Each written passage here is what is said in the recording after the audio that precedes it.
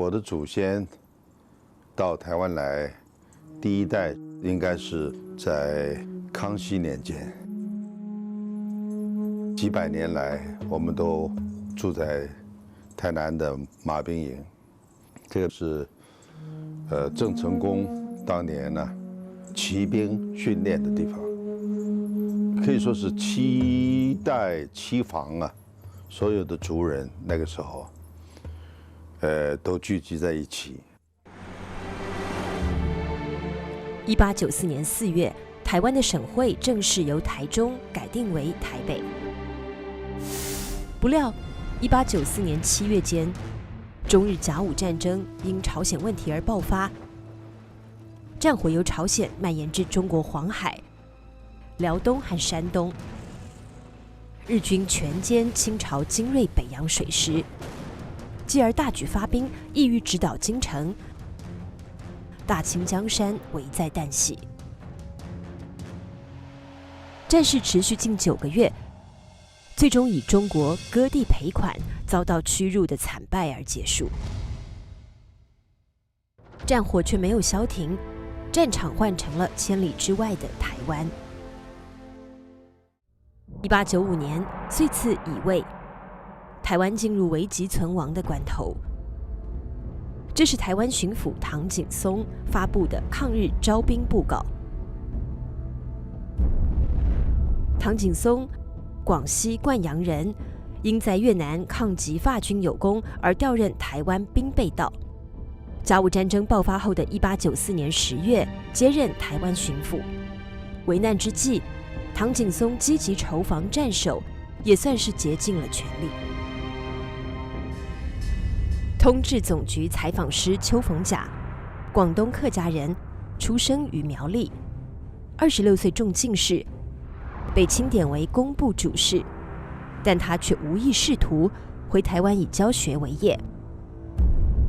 危难关头，作为台湾的学界领袖，时年30岁的邱逢甲被推上募兵筹防、保卫台湾的第一线。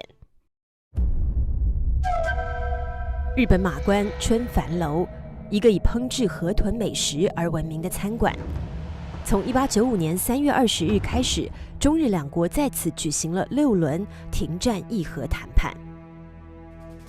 李鸿章和他所代表的国家已经成为一条任人宰割的河豚。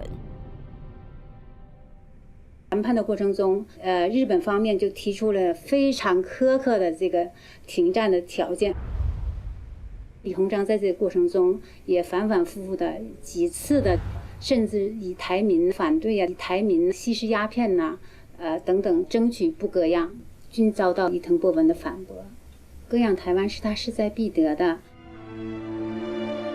在马关被日本刺客开枪击中脸颊的李鸿章，带伤在谈判桌前向伊藤博文苦苦恳求。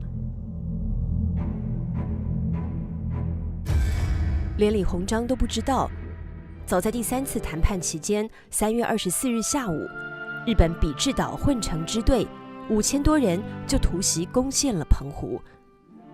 日本是要造成占领澎湖、直逼台湾的既成事实，迫使清廷早日接受日本最为苛刻的条件。1895年4月17日，李鸿章被迫与伊藤博文签订了丧权入国的马关条约。中国赔偿日本2亿2白银，大约相当于晚清政府10年的财政收入。清朝的龙兴之地辽东半岛被割让给日本。后来因为俄法德3国干涉，日本只好放弃，由清政府再付3000万两白银赎回。台湾及澎湖列岛被割让给日本。春季4月的北京城，云集着数千名从各省前来参加会试的举人。在急切等待放榜的日子里，不料先等到的竟是一个割地赔款、奇耻大辱的条约。狂飙奏起，朝野震动。当时台湾在京举人王纯元、罗秀慧、黄宗鼎以及台籍京官叶提彦、李清奇垂手顿首，痛哭流涕，率先上书督察院。与其身为降奴，不如死为义援，表达了这么一种心声，画出了一种各腹之痛。广东举人康有为联合各省举人公车上书。康有为在里面讲到，台湾举人垂涕而请命，莫不哀之。那后来他也感到士气可用，然后就去发动各省举人联名上书。康有为以1昼2夜草为万言书，请聚合变法迁都。这份万言书上留下18省603个举人的签名。台湾5人上书，18省举人上书，清政府的各级官吏也纷纷上书。反割台的上书大潮在北京汹涌。4月中旬至5月初，奏章共140件，签名者数千人。割台的噩耗传到台湾，台人奏闻之，若午夜暴闻轰雷，惊骇无人色，奔相走告，俱哭于市中，夜以继日，哭声达于四野。台北中山堂一带曾经是台湾巡抚衙门所在地。台湾哀愤的民情通过巡抚唐景崧的电奏稿一次次发往北京。万民愤慨，势不可遏；台民愤恨，必不服窝；台民愤急，台民不服。台北鸣锣罢市，游行抗议，声民们涌到巡抚衙门，呈上集体写成的血书。万民誓不服窝，割一死，据一死，宁先死于乱民手，不愿死于倭人手。邱逢甲是这场反割台运动最重要的领导者，他3次刺写上书：台湾属倭，万民不服；台湾是臣等桑梓之地，亦与存亡。如倭酋来收台湾，台民唯有开仗。唐景崧何尝不想跟日本人再打一仗？他多次上奏朝廷，不如翻约与战，只此一着，中国尚有转机，为战有生机，割地赔款实成绝路。血泪呼号已于事无补。以邱逢甲为首的台湾官绅们推出一个自救方略，这是唐景崧的幕僚，曾任清朝驻法、德、意公使馆参赞的陈济同想出来的。唐景崧啊，他是接受了陈济同的一个策略，就是成立台湾民主国。这个绝地求生的筹划，是援引国际公法、乐占领土、必视百姓从为等成立，争取国际干预，以使日本放弃割台条款。台湾民主国当时并不是说要自外于中国，而是说以台湾民主国的名义的话，就看能不能就是说可以免除于被日本人统治。这是台湾民主国的国旗，图案为蓝地黄虎。这个虎尾向上，尾高手低，就表示它是向清朝臣服的。同时，它的国号也称为永清，就是永远就是忠持于清朝的这个意思。5月25日，台北举行承印大游行，民主国在凄风苦雨中成立。邱逢甲、刘永福等人担任要职，唐景崧被拥为总统。5天前，清廷已经解除他的职务，谕令文武官员内渡。他却被台湾民众留了下来，坐上这把他并不想坐的交椅。就职典礼上，唐景崧失声痛哭。6月2日，清朝代表李经方在基隆三貂角外海面上，与日本代表华山资纪完成台湾交割手续。李经方是李鸿章的儿子，他是极不愿意充当这个角色的，他不敢上岸，坦言怕被愤怒的台湾民众杀死。其实此番交割也就是个形式而已。这纸文书签订的4天前，日军已经登陆台湾。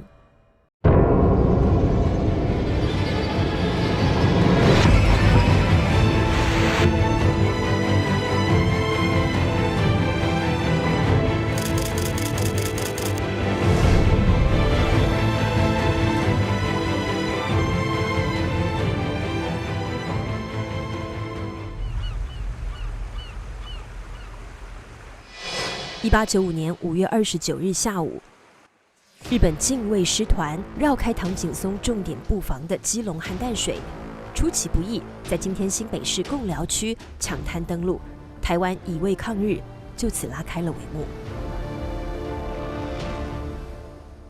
近卫师团是日本天皇的亲卫军，是承载着天皇荣誉的精锐师团，师团长陆军中将北白川宫能久亲王是明治天皇的堂叔。登陆澳底的北白川宫能久，在他的临时营帐前留影，端坐于皇室沙发，马靴踩在台湾的土地上。登陆后，近卫师团第1旅团迅即发兵，翻越三貂岭，向基隆推进。日军迂回包抄的进兵路线，打乱了好为之兵的唐景崧所苦心设计的防守计划。仓促应战的越勇一触即溃。基隆、台北的门户，6月3日，日军8个中队4000多人向基隆发起猛攻。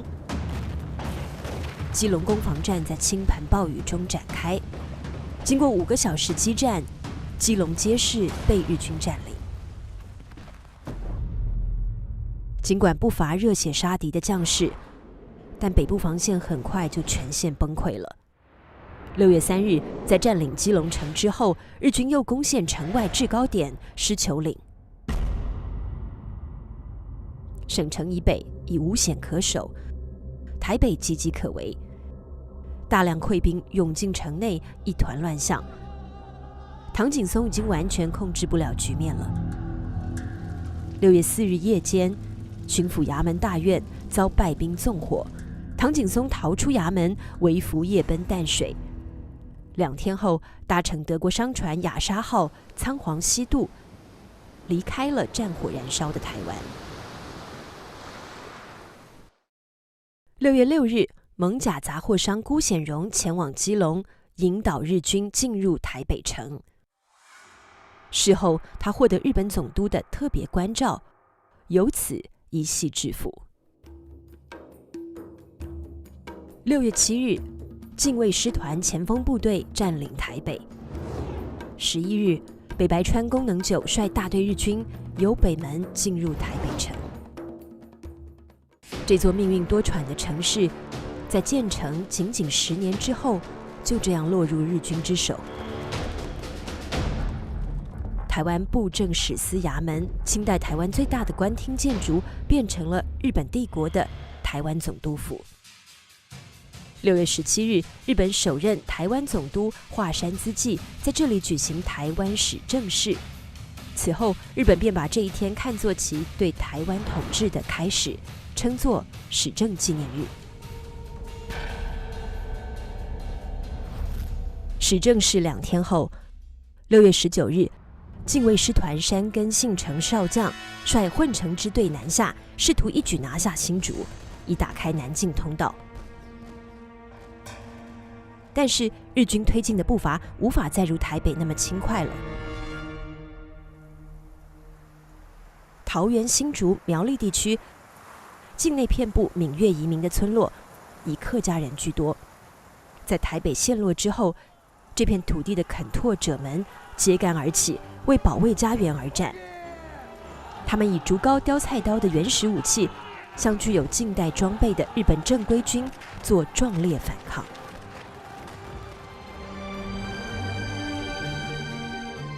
新竹北埔垦拓豪族金广福江家第4代传人江少祖，闻台北一破，慷慨散家财，募团勇，组建起一支500多人的敢字义勇军，与日军接战，身先士卒。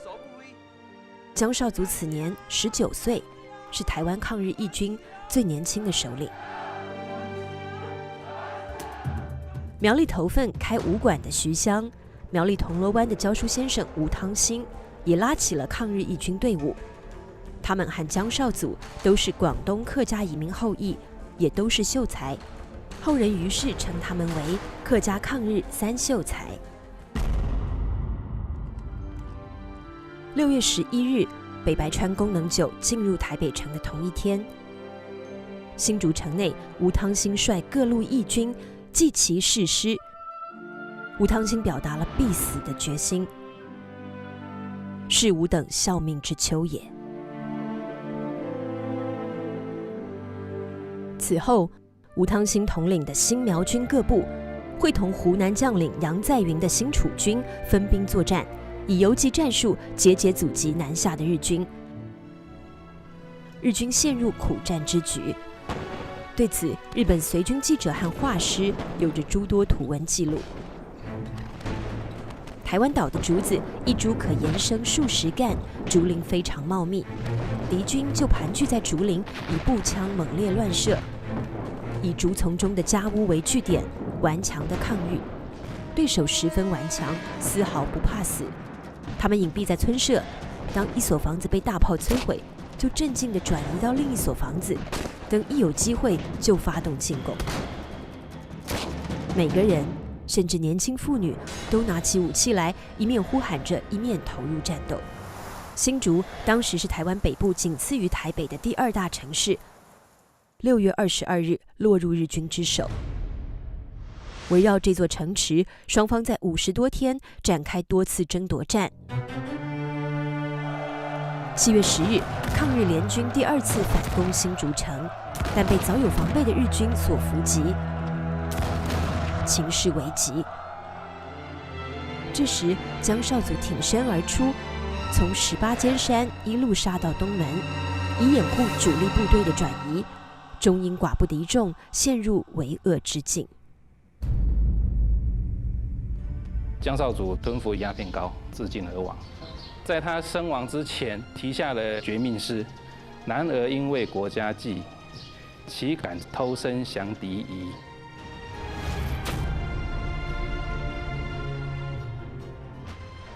江少祖，他当时是只有19岁，跟他的妻子陈满妹才新婚不久。在江少祖壮烈成人大约1个月后，他的遗父子才出生。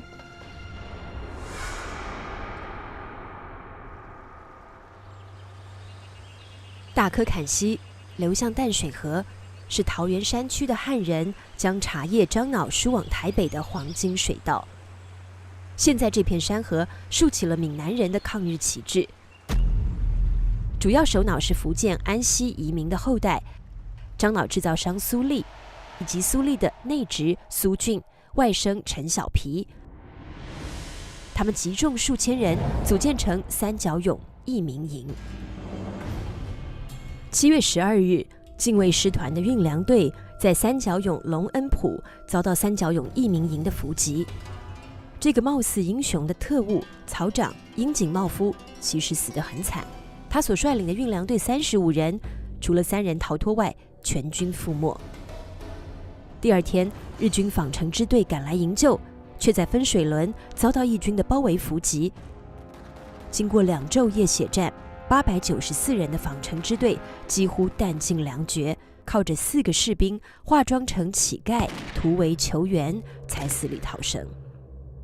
日军遭到进入台湾以来最严重的挫败，不禁惊叹：举凡新竹、台北间一带土地，若说它山河草木全是土匪，也未为不可。日军南征计划严重受挫，只好暂缓南进。从7月下旬开始，由山根信成少将率大队日军沿台北至新竹之间展开无差别扫荡，实施报复性的焚村与屠杀。华山自纪公布台湾人民军事犯处分令，除了屈服投降，任何形式的抵抗或者不顺从，都将格杀勿论。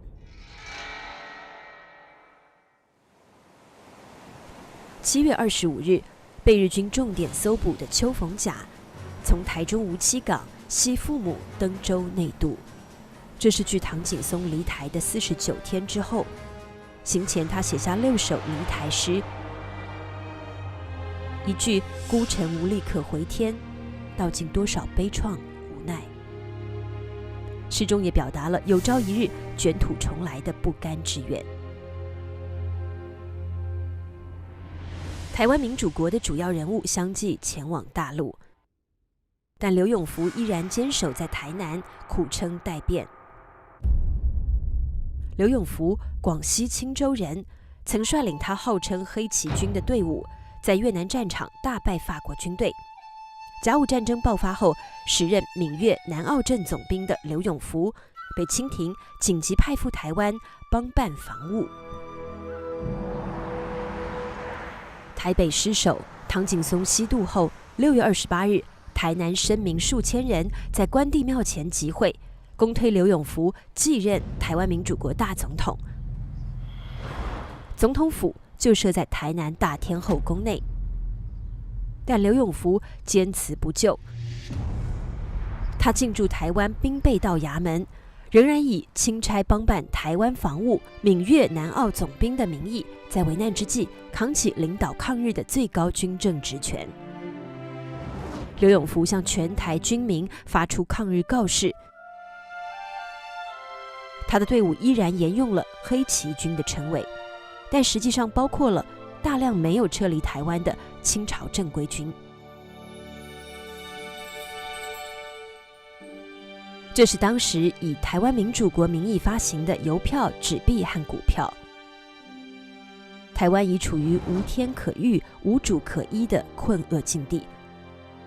刘永福和台南官绅们穷尽一切办法，维持战时的经济运转，苦撑抗日保台的危局。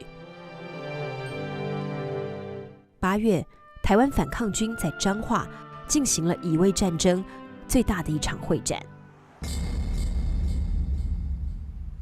彰化在中台湾，彰化城，然后它东边有这个八卦山当屏障，所以是一个这个军事地理上非常重要的一个要塞，把大军全部集中到这个八卦山上。刘永福派出心腹将领浙江人吴鹏年，率黑旗军北上，组织彰化会战。吴汤兴、徐襄率新苗军残部从苗栗撤退南下，台湾抵抗军数千人云集彰化城。要决一死战，最大的一场战役就是在八卦山。400个黑旗军战士在八卦山突击，架设大炮，向大肚溪对岸的近卫师团炮击。日本军佯装要从正面来进攻，事实上他是摸黑，从八卦山的背后小径上来，从清军的背后来偷袭，所以清军浑然不知。吴汤兴、吴鹏年等人都死在彰化八卦山的这一场战役。这天是1895年8月28日。70年后，1965年，当地农民在犁地时意外挖到一个埋骨坑，内有679具骨骸。经考证，均为当年八卦山之战的抗日英烈。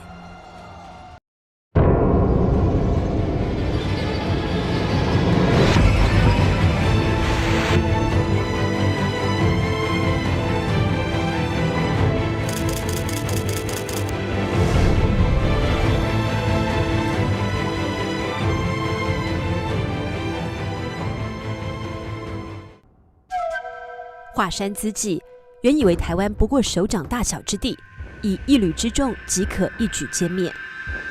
但现在他感到兵力远远不够了。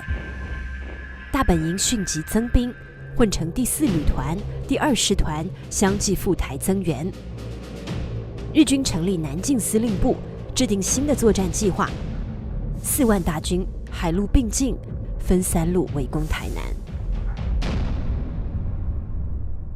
嘉义布袋港，10月10日，混成第4旅团在福建公真爱亲王率领下在此登陆。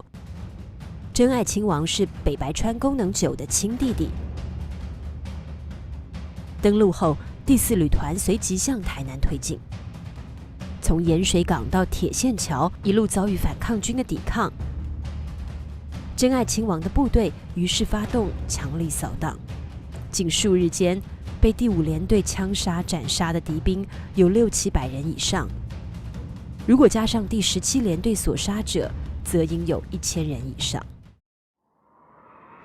混成第4旅团登陆布袋港的第2天，10月11日上午，第2师团在陆军中将乃木希典率领下，从屏东枋寮登陆。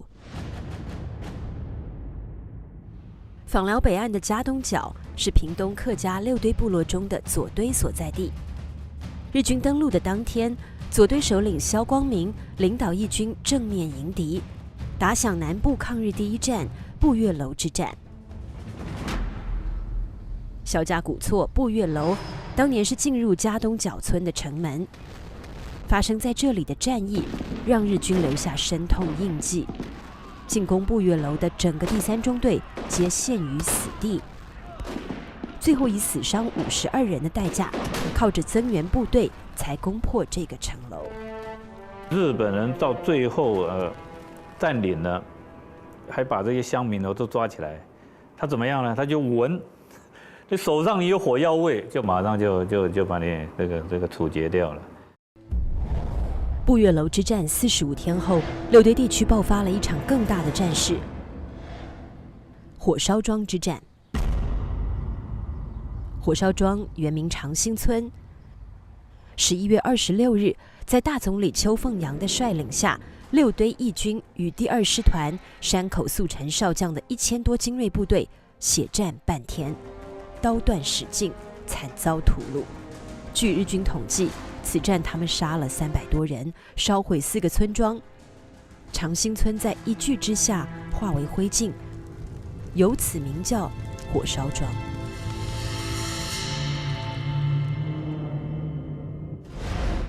日军3路合围，逼近台南城，刘永福已经难以支撑了。他把最后的希望寄托在台南的最后一道防线曾文溪。抵抗已到最后的关头，败局已定，但徐湘依然在苦战。他仅是个苗栗乡村武馆的塾师，却在乙未战场从新竹打到台南，几乎参与了所有重要的战役，一次次死里逃生，一次次挺身再战。曾文溪是他的最后一战，他中弹倒地，跃起而呼曰：“丈夫为国死，可无憾。”消息传来，刘永福已经欲哭无泪，回天乏术了。这张照片日军印了6万张，抓捕刘永福，日军已经布下天罗地网，但刘永福还是破网而出，逃出了台湾。这是1895年10月20日，以民主国名义组织的乙未抗日至此终结。10月21日清晨，第2师团山口少将率军由小南门进入已无防卫的台南城，近卫师团没有抢到头功。10月22日，师团长北白川宫能久从大东门进入台南城，他是被抬进来的。11月5日，日本政府宣布北白川宫能久亲王因犯疟疾，于10月28日死于台南城。在所谓乙未征台之役中，日军动用了2个半师团近5万兵力，超过当时全国总兵力的1/3，另有2万6千多名随军服役，共7万多人，花了近5个月时间才占领了台湾。清台军最高将领北白川宫中将死亡，近卫师团山根信田少将死亡，被打死病死4600多人，染病负伤2万7千多人，伤亡数量远超于中日甲午战争。1895年11月18日，台湾总督华山资纪向京都大本营报告，全岛西雨平定。台湾1895年的最后几天，台北城连续出现极具煽动性的布告。一个自称受刘永福委任的台北新苗裔民军统领胡阿景，宣称要誓师督众，剿灭倭逆。新年元旦的凌晨，胡阿景等10几路义军开始攻城。这是一次没有成功的军事行动，简大师的队伍是这次攻城的一支主力。华山之际，他以为已经征服了台湾了，没有想到，后来这个民间还有相当深厚的抗日力量了。那么，当中台北的简大师，然后中部的柯铁虎，南部的林少猫，那就是抗日三盟啊。在淡水开武馆的简中号阻击漳州南进，能举起数百斤的石狮子，因此被称为大师。简大师在1895年底率众起事，队伍一度发展到5000人，是台湾北部势力最强的抗日义军。2次攻袭台北城，与日军周旋作战3年之久。1900年，简大师在漳州被捕，押返台湾，受尽酷刑后，被日本总督府下令处死。简大师被捕后，坦白了他的抗日动机：日人无礼，屡次去我家寻衅，且被奸淫妻女，我妻死之，我妹死之，我母与嫂死之，一家10余口，仅存子侄数人，又被杀死。简大师因此发誓，与日本人不共戴天。这里是云林县的铁国山，是中部的抗日根据地。铁国山抗日首领先有刘永福的爱将简易，后有年轻的柯铁虎。柯铁虎领导这个抗日的义军据守铁国山，用游击战让日本伤透了脑筋。被柯铁虎的抗日武装打痛了，日军竟然对平民百姓大开杀戒，这就是云林大屠杀，一种惨绝人寰的大屠杀，见人就杀，看到村庄就烧，能够拿走的就抢。铁国山附近这里有55个村庄受了这样子灾难，还有5000多户的民家被烧了，当地就变成惨绝人寰的地狱。这个是日军随军的人员所描写的。据学者推算，为时7天的云林大屠杀，惨遭杀害的台湾民众达6000人。而台湾省通志记载，相传死者不在3万人以下。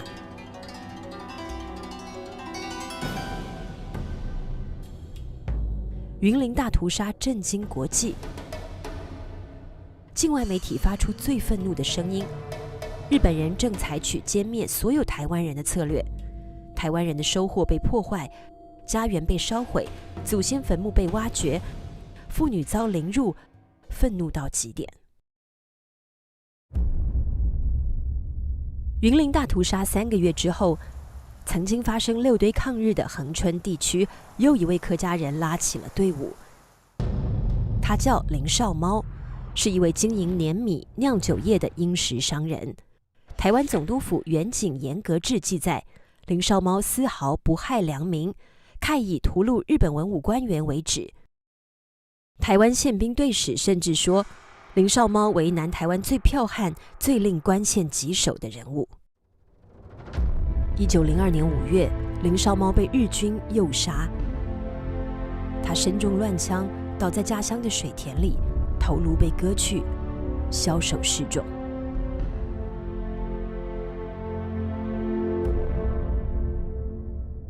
1915年，日本统治台湾的第20个年头，台南一座名叫西来庵的王爷庙，一个号称大明慈悲国的抗日政权在此成立，领导者是余清芳以及罗俊、江定等人。他们都曾在乙未割台时参加过抗日义军。余清芳以西来庵为根据地，他在此设坛布道，发展信徒，宣称日本的气数已尽，号召信众们起义，推翻日本统治。消息败露，罗俊被捕，余清芳逃至台南交8年，和江定会合，于1915年7月率数千信徒举行暴动。他们拿着如此简陋的武器，发起一连串对日本人的袭击，并在虎头山与日军血战3昼夜。起义遭到残酷镇压，日军血洗交8年，被杀戮的义军和民众多达数千人，酿成交8年惨案。余清芳等1957人被捕，监狱人满为患，日军在庙里搭建了临时牢笼。这是交8年事件被告从台南监狱被押赴法庭受审的情景。连家的马兵营已被日本人具有，建起了这座台南地方法院，审判在此进行。1482个人遭到起诉，其中453人判有期徒刑，而被判处死刑者高达866人。消息传开，举世哗然。迫于多方面的压力，总督府不得不宣告减刑，死刑犯改判无期徒刑，但余清芳、罗俊、江定等95人已被处决。1915年的这起交8年事件，是台湾持续20年的武装抗日规模最大、牺牲人数最多的一次。自此，台湾汉人的武装抗日行动终于被完全镇压了下去。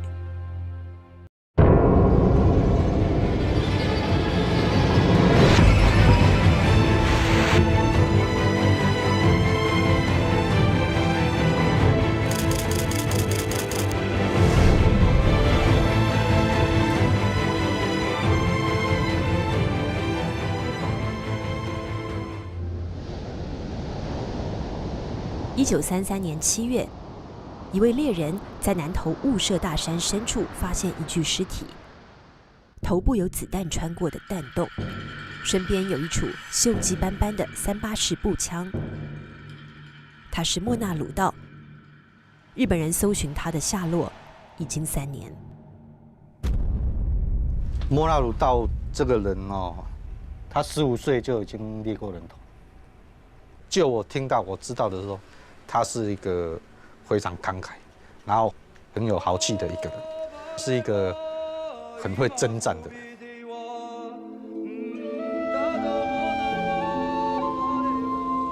雾社因晨昏时多被雾气缭绕而得名。海拔1000多公尺以上的山岗上，居住着赛德克人的10余个部落。日本统治台湾已经30几年，赛德克族莫纳鲁道这个部落已经被日本人列为魔幻部落。日本对台湾原住民有几个手段，那一个是围剿，用武力去围剿你。在1915年左右，原住民也慢慢的等于是被日本军事镇压给那个压制住了。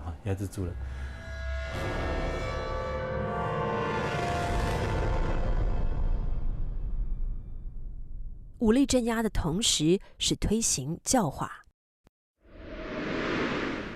他用教化，比如说安排你到日本去参观，去看看日本的实力是怎么样，比如说他们的部队或者他们的设施等等，你看我们多强，所以你应该是服从我们。讲简单一点，他就是向他们示威。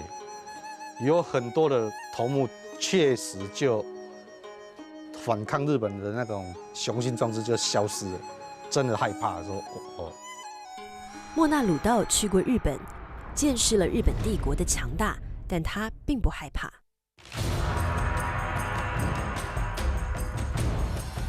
日本政府来了，要管制他们，没有办法种小米，也不能打猎，不能织布，这样又每天义务劳动，背木板、背木斗，也没有一点工钱给我们。要服劳役、义务劳动，比如说盖学校、盖宿舍。那你知道有很多交通是很不发达的啊，它特别那个海拔大概2、3千公尺的到这样的一个部落，这个对原住民来讲是相当辛苦的哈。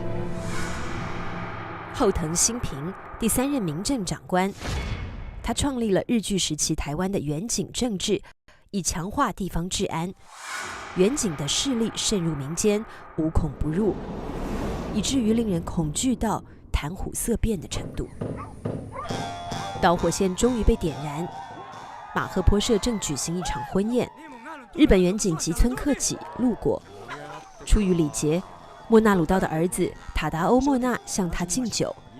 吉村讨厌那个不洁的宴席，而强力拒绝，并且以警棍击打塔达欧莫那的手，双方由此发生斗殴。第2天，塔达欧莫那遭逮捕，被严刑拷打。新仇旧恨，忍无可忍，莫那鲁道决定起事。雾社事件，就是为了争这个自由。他们追求是灵魂上的自由。一群男人，一群女人一起求死。1930年10月27日，雾社公学校举行联合运动会。利用这个时机，莫那鲁道率领雾社6个部落发动起义。他们冲进运动会的会场，139个日本人被杀死。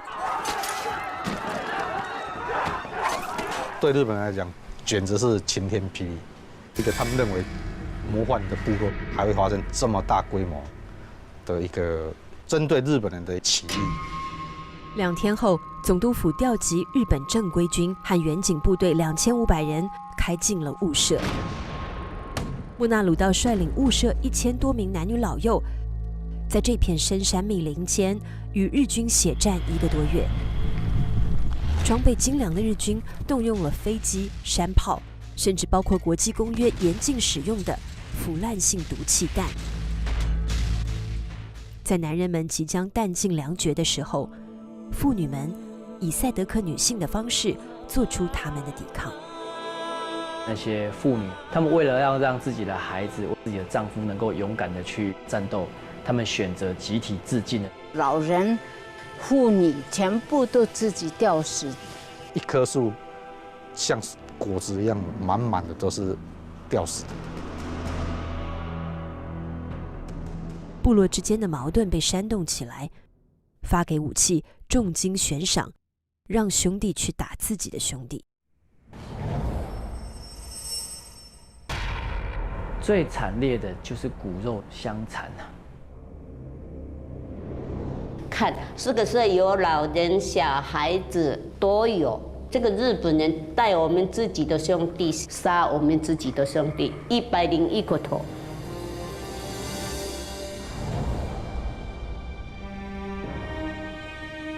101个人头排成一堆，后面就是警察，好，旁边的一些原住民就是被日本胁迫，好去杀回来的，好，这是在人类发展史里面是相当残忍的。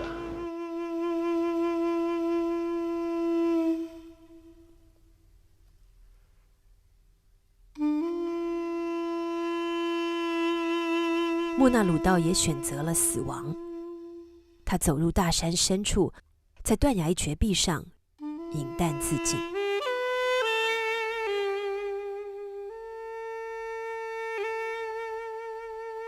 42年后，西元1973年，莫那鲁道的尸骸隆重归葬于雾社。雾社抗日死难者有400多具遗骨也安葬在这里。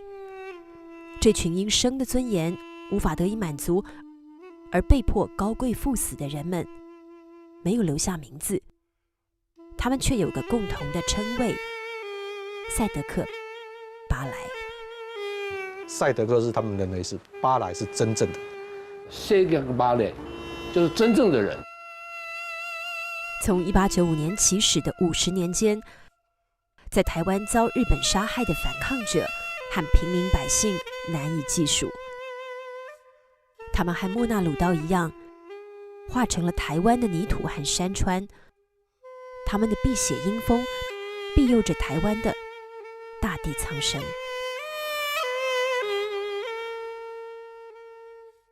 春愁难遣强看山，往事惊心泪欲潸。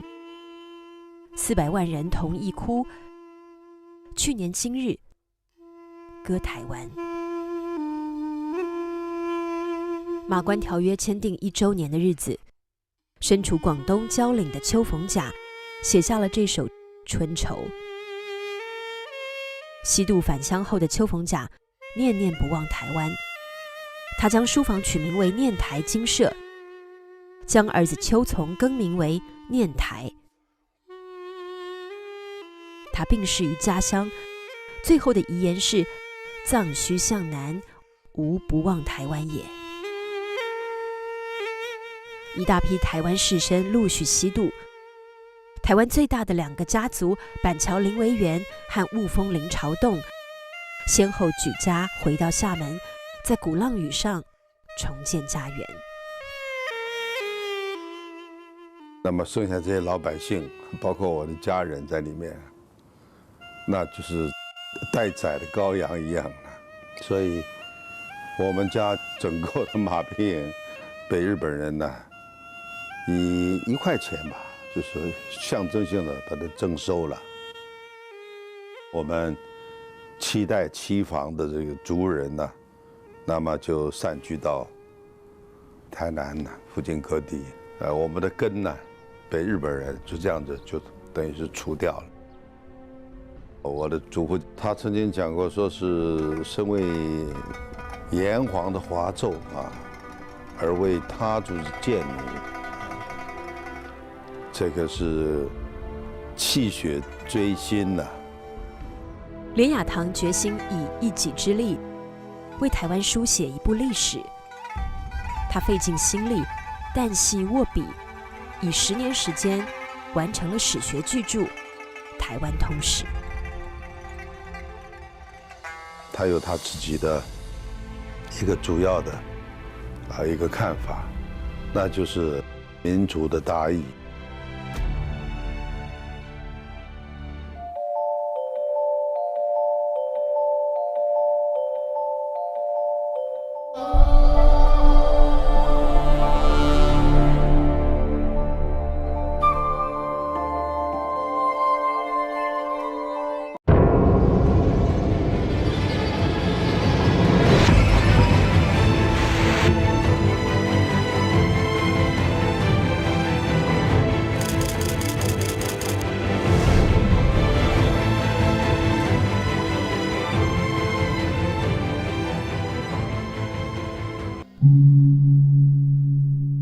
台北士林芝山岩会济宫，1895年7月，日军占领台北不久，总督府学务部从大稻埕迁到这里，宫内的文昌祠变成了日本在台湾的第1所学堂——芝山岩学堂。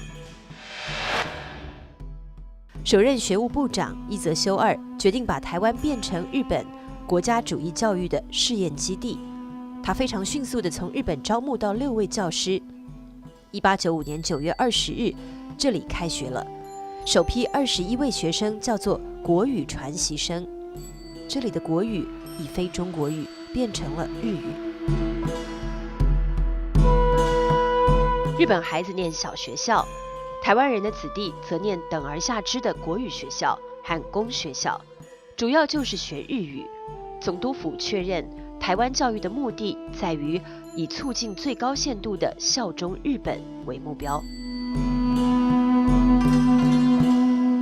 台中雾峰这片园林曾是雾峰林家顶错的花园。雾峰林家分成顶错跟下错，到了日本统治时期，下挫林草洞这一边，基本上比较多人都回归到中国大陆去，那顶错这一边就留在台湾。当时马关条约有一个规定，就是在1897年5月8号这一天以前，如果没有离开台湾，还留在台湾的都属于日本籍。身份的这种变化令人无奈。顶错林家在1895年也曾整个家族避难泉州，几年后再度返台。毕竟历代祖先打拼下来的家业都在台湾，斯土难离。1900年，顶错大家长清末举人林文清病逝于香港，他19岁的儿子林献堂接掌了家业。1898年，第4任总督儿玉源太郎启用后藤新平担任民政长官。台湾文化人黄望成撰文说，后藤新平从台湾人的性质上发现了3条弱点：怕死、爱钱、重面子，因而制定出治台3策，其实就是对台湾人实行糖与鞭子的2手策略。后藤新平一方面制定保甲条例、匪徒刑罚令，严厉镇压民间抗日活动；另一方面采用怀柔手段，诸如推行伸张制度，对台湾人民中有学识或有资望者颁给伸张，以收拢民心。门庭显赫的雾峰林家，自然成为殖民统治者极力笼络的对象。林献堂22岁被任命为雾峰区长，25岁被授予伸张。但是和当时普遍的台湾人一样，豪门大院里的林家依然保持着汉民族的穿着习性，而林家子弟在日据之后的多年间，都聘请家庭教师学汉文，无一人上学日语的雾峰公学校，导致公学校招不到学生。1915年，台中有了这所中学，它由台湾全岛200多位士绅合力捐款25万建成。建校的发起人是林献堂和他的堂哥林烈堂。林家光是土地就捐出了15000坪。这座建校纪念碑开张名义第1句写着“无台人出无中学，有则自本校史”。日据20年后，台湾子弟方才有了第1所属于自己的中学——台中一中，为台湾培养出众多精英人才，享誉全台。雾峰林家是当年台湾中部文人的汇集吟咏之地。林献堂家学渊源，有喜作诗。1910年，他加入由他堂兄林痴仙、堂侄林佑春等人创办的一个诗社。台湾割让给日本以后，这些读汉书的、要考功名的这些知识分子，他们就没有办法再继续以汉学的这个知识来考取功名，所以汉学在日据时代等于是一个弃学、没有用的一个学问了。诗社因此称为栗。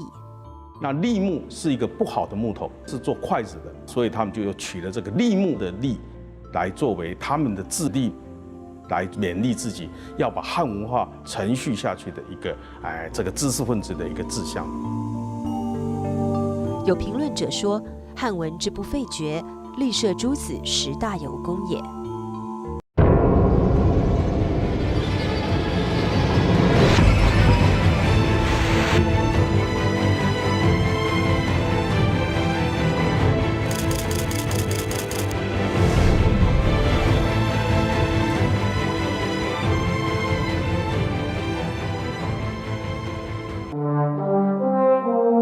1911年3月28日，立社诗人极其敬仰的梁启超从日本来到台湾。梁启超是近代中国著名的思想家、文学家，因推行戊戌变法失败而出逃日本，在台湾却被当作故国的象征，台湾刮起了一股梁旋风。梁启超此行是应林献堂3年前的邀请。那是1907年，林献堂与仰慕已久的梁启超在日本奈良的一家旅馆不期而遇。两人急切沟通，但彼此却听不懂对方所讲的方言，最后改用笔谈。梁启超先写道：“本是同根，今为异国，沧桑之感，谅有同情。今夕之遇，诚非偶然。”林献堂动容泪下。他们所期许的、所想的，都是一样的。就是说我们面对异族统治之下，那我们要用什么办法来抵抗这个日本的这个强势的这个力量？要怎样来抗日？梁启超说，因为祖国现在陷于积贫积弱的一个状态之下，至少在30年之内是无法援助台湾人民的，所以台湾人民要孤军奋战的话，恐怕以武装斗争的形式是不能获得成功，而且是牺牲非常惨烈的。他建议台湾人民应该借鉴爱尔兰人民斗争的一个历史，采取议会斗争的方式，以柔性的方式来对抗日本人。这实际是一条非武装抗日的路线。梁启超一系谈话对林献堂影响至深，林献堂终身奉为圭臬。这是所谓改良派对台湾的影响，那么是直接影响了台湾从1910年以后武装抗争之后，所以走文化的、议会运动的、走温和改革的，在殖民地之下求生存、求发展的这样一个路线。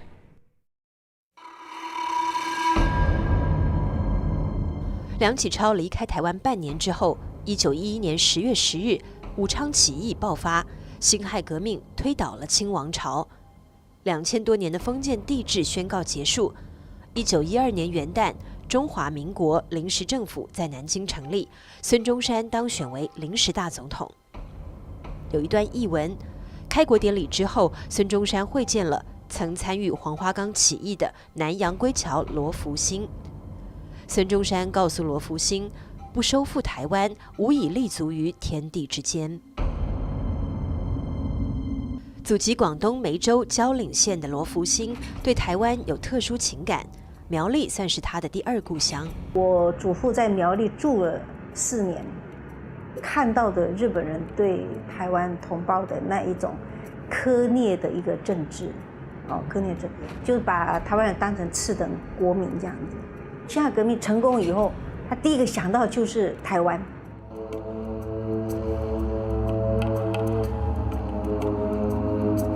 辛亥革命的成功鼓舞了罗福兴。1912年12月，他回到台湾。罗福兴在台湾组建了同盟会支部等秘密组织，筹划反日起义。他鼓动民众的口号是驱逐日人，光复台湾。因起义计划泄露，1913年12月，罗福兴被捕。隔年3月3日，在台北监狱被施以绞刑，年仅29岁。同案被处死刑者共20人。在写给妻子的遗书中，他说：“不死于家，永为子孙纪念；而死于台湾，永为台民纪念耳。”就义前，罗福兴写下3首狱中诗，其中的《祝我民国词》把中华民国孙逸仙旧8个字签于句首。从1900年到1918年间，孙中山曾经数次到过台湾。台北逸仙公园的这座建筑原名为梅屋夫，是1913年8月5日孙中山第2次路经台湾时下榻的旅馆。19岁的台中青年廖敬平将募集到的6万日元捐款交给孙中山作为革命经费。孙中山回馈一瓶威士忌，聊表谢意。这瓶酒廖家珍藏至今。同样的酒还有一瓶，中山先生送给了在场的蒋渭水。姓吉的蒋渭水后来很快就喝完了。孙中山曾经3次到台湾来，在台湾募到了一笔款子，也影响了一部分的祖国派的人士。这里面代表性人物就是蒋渭水。蒋渭水，祖籍福建漳州龙溪县，1891年出生在宜兰。他的父亲呢是一位城隍庙的相命师，那又有吸鸦片的恶习，所以蒋渭水的家境是非常困苦。1910年，21岁的蒋渭水以第1名的成绩考入总督府医学校。这所学校汇聚着一群关注中国革命、拥护孙中山的热血青年。由孙中山创建的中国同盟会，在这里诞生出台湾最早的会员。比蒋渭水高一届的王兆培是来自福建的革命党人。从1910年5月开始，他先后吸收翁俊明、蒋渭水、杜聪明等人，秘密加入同盟会。1913年秋天，杜聪明和翁俊明计划带霍乱病菌到北京，毒杀袁世凯。蒋渭水等人为之送行，留下这张壮行照。1915年，蒋渭水毕业了。第2年，他来到台北大稻埕，开设了大安医院，并经营起一家名叫春风得意楼的酒家。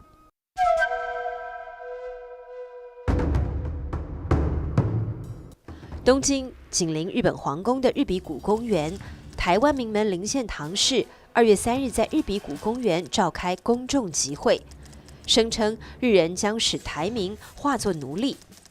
这是台湾议会请愿运动的开场一幕。这场运动的前导是63法案撤废运动。1896年3月30日，大日本帝国国会公布法律第63号及63法，特别赋予台湾总督以律令制定权。总督有63号法令，让他可以自己立法，所以他就立了很多的恶法。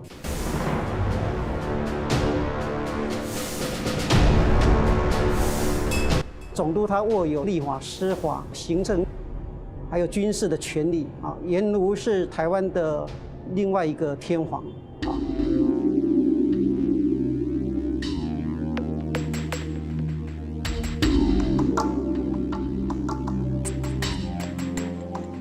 1920年的时候海外的留学生已经开始从事反抗殖民统治了那他一开始就是要推动撤销这个63法这个恶法。1921年1月11日，留日学生的第一个政治运动团体新民会在东京成立，与会者决议将63法案撤废运动转向为台湾议会设置请愿运动。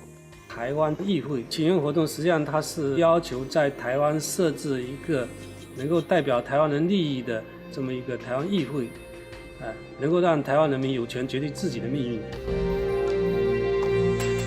1921年2月1日，由林献堂领衔的台湾议会设置请愿书提交到日本国会。请愿书写道：63法案实行26年来，给台湾民众造成的痛苦，难以用言语来形容。救亡之道，唯有就台湾住民公选议员，组织台湾议会以行之。总督田健治郎很生气，本件请愿完全违背了统治台湾的大方针，像这种做法断然不能容许。林献堂开始面临自上而下的种种压力，甚至收到恐吓信，林家大错，一时间乌云密布。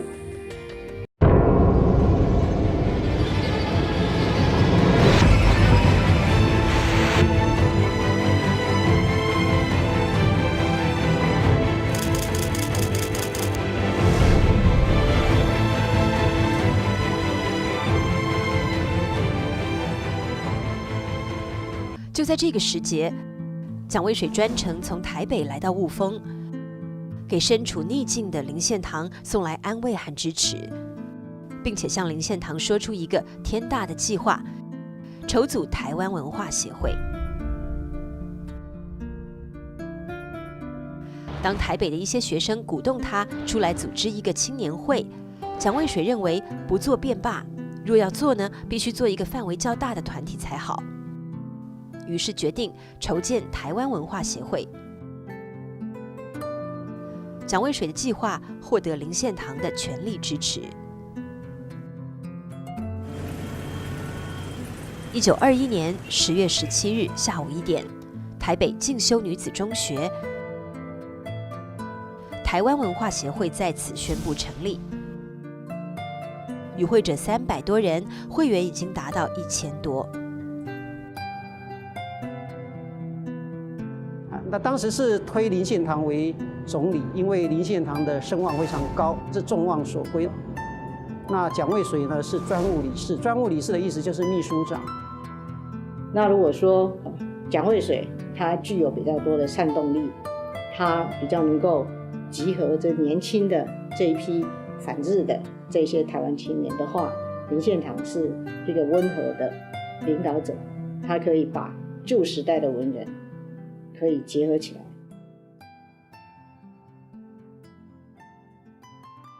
台湾文化协会可以说把台湾所有的精英都集合在一起了，它的阶层非常的广台湾文化协会，它一方面是要对台湾人民进行一个思想启蒙、文化启蒙，另外一方面也是要对台湾人民进行一个民族意识的促醒这么一个活动，提醒我们的台湾子民的这个自觉这个意识上的自觉。一场以唤醒台湾人的民族意识为目的的文化启蒙运动开始了。它的内容多种多样、丰富多彩，设置读报社，举办各种讲习会，举办全岛巡回的文化讲演会、话剧运动和电影巡回放映。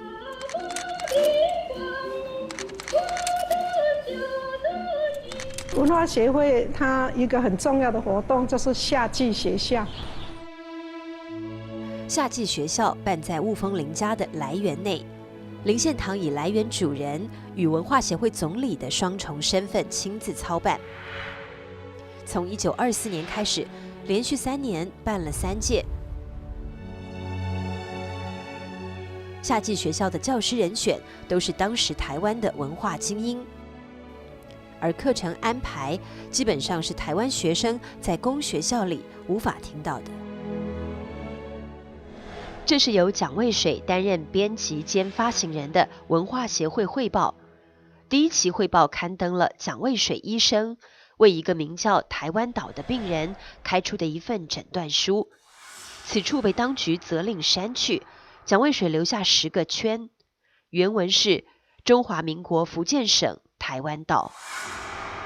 渭水先生认为说，台湾人他本来素质优良有皇帝周公一直传承下来资质优良的一个遗传。那到了郑成功时代，还是蛮身强体健但是现在台湾病了，他认为呢非常的严重，说台湾人得到了这个世界文化低人儿的这一种的病症。那造成的原因是因为长期的知识营养不良就是日本人没有给他一个完全称得上水准的一个文化教育的政策所以他就说必须要用最大量的社会教育的处方，如果没有赶快跟他治好那就会病入膏肓。蒋渭水被日本殖民当局视为祖国派人物。台湾总督府远景严格志对所谓祖国派做了解释，点名代表人物为蒋渭水、蔡惠如。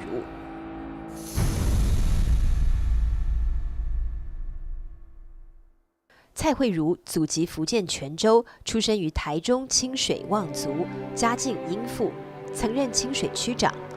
因不满日本统治，1904年变卖家产，移居福州，经营渔业，却常年奔走于上海、北平、东京和台湾之间，接触中国同志和国际人士，进行抗日活动。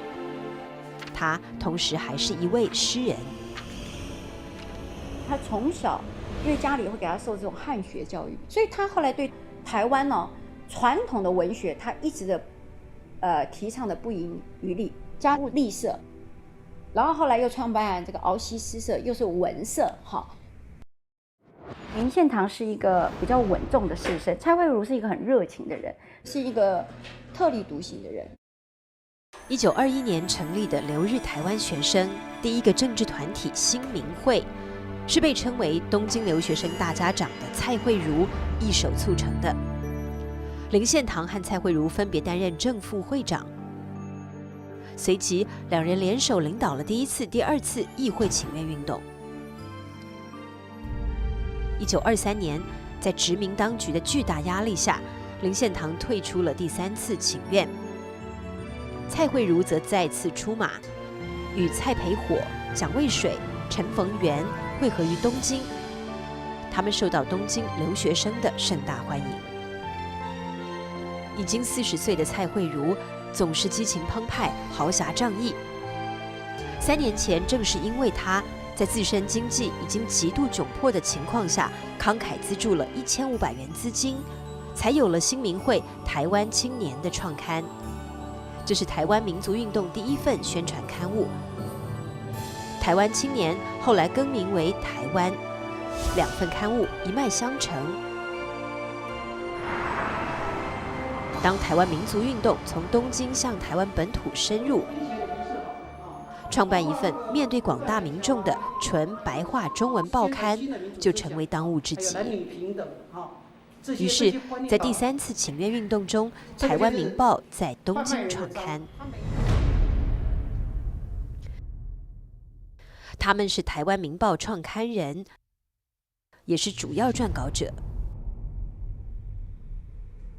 台湾民报这个是日本统治台湾时期台湾人唯一的喉舌报，是殖民地下的台湾人唯一的一份言论机关。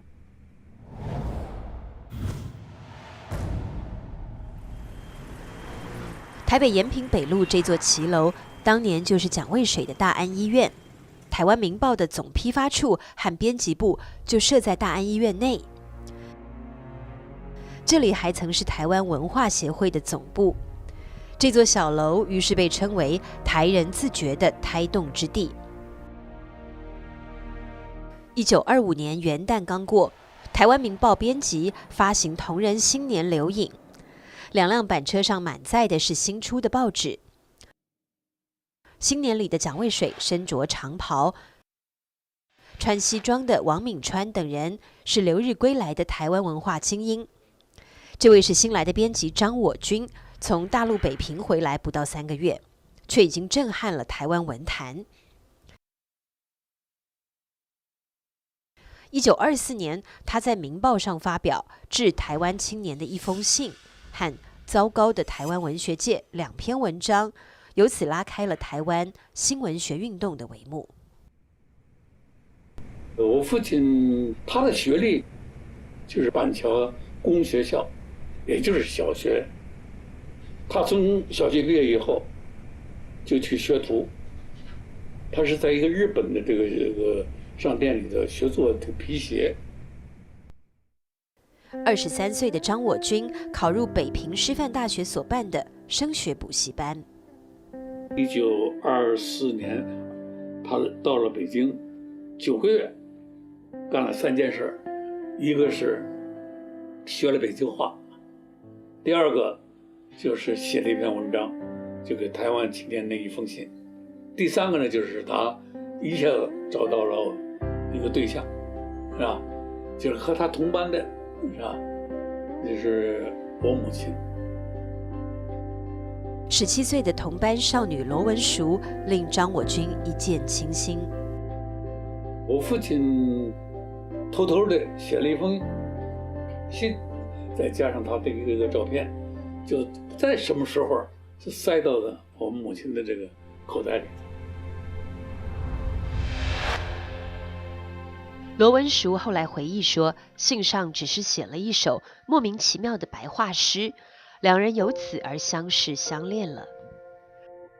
最后，当罗文淑的家庭要把她许配给另一位家境良好的男子时，罗文淑做出最大胆的选择，跟着一无所有的张我军私奔台湾。我母亲传说这段，她走的时候就穿着一套学生服，什么都没有，就跟着他走了。一场饱经磨难的苦练，被张我军写成一本诗集。1925年12月28日，张我军在台北自费将其出版，取名《乱都之恋》。这是台湾第一本新诗集，开篇之作就是张我军偷偷塞给恋人的那封信。沉寂，在这10丈风尘的精华，当这大好的春光里，一个踢倒的青年，在恋他的故乡，在想他的爱人，他的故乡在千里之外。张我军的北平之行带回台湾的不只是一位美丽的大陆姑娘，还带回了5·4新文化运动的火种。蒋渭水在他的大安医院2楼为张我军伉俪安排了一间新房。燕尔新婚的张我军在这座小楼上写出了一系列重磅文章，对仍处于古诗唱和阶段的台湾旧文学猛烈开火。从糟糕的台湾文学界到为台湾的文学界一哭，请合力拆下这座败草间中的破旧殿堂，掀起台湾文坛新旧文学的大论战。张我军还是把鲁迅作品引入台湾的第一人，在他主编的《民报》副刊上，从《鸭的喜剧》开始，到《阿 Q 正传》《故乡》《狂人日记》，鲁迅的多篇小说被刊登了出来。他把这些鲁迅、谢冰心的、茅盾的，是吧？郭沫若的，是吧？徐志摩的，这些那个时代发表的这些新文学，他都转载在这个《台湾民报》上。张我军被称为台湾新文学运动的开拓者，而他自称甘愿充当一个台湾文学的清道夫。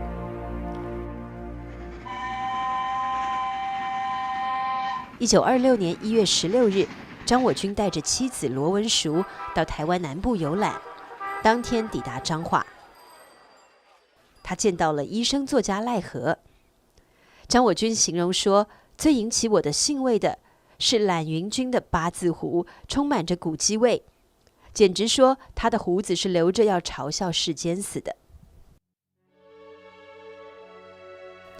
那时赖和正处于创作的爆发期，他的作品接连发表在张我军编辑的《民报》副刊上。他的第一首白话诗《觉悟下的牺牲》，他的第一篇白话文小说《斗闹热》，紧接着又推出他最具代表性的小说《一杆秤仔》。3个月内发表的这3篇作品，无论对于赖和或是台湾的新文化运动，都具有里程碑的意义。赖和是广东饶平客家移民的后代。日本占据台湾的1895年，他刚1岁。赖和10岁到这里上学，彰化孔庙，那时成为彰化第1公学校。在读日文的同时，当道士的父亲还把赖和送到叔叔小义堂，跟随老师黄卓琪学汉文。赖和由此奠定了坚实的汉学基础。他15岁开始写汉诗，一生留下汉诗1000多首。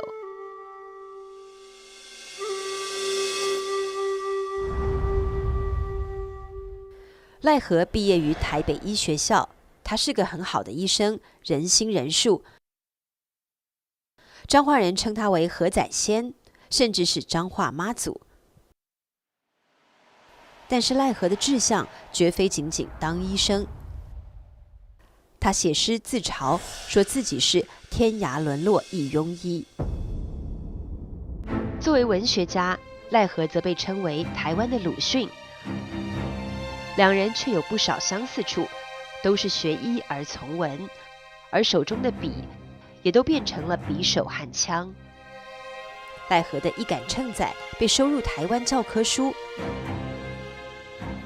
村中一家姓秦，名叫德参，依旧是一个穷苦的农人。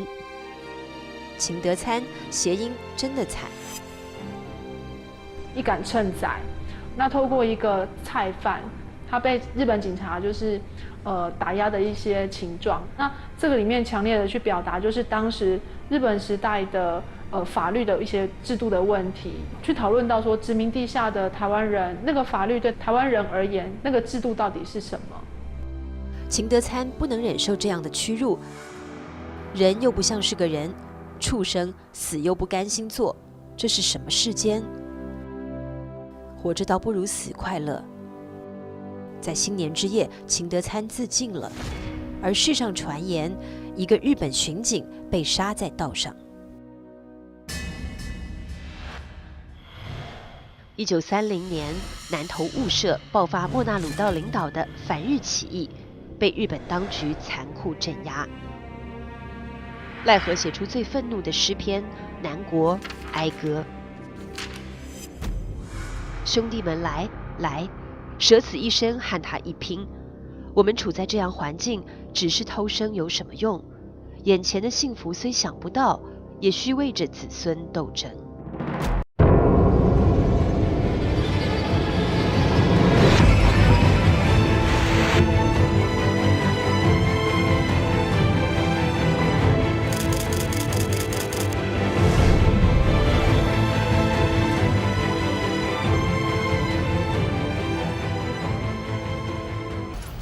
台北大稻埕，在清末曾是商贾云集、财富滚滚的茶叶外贸区。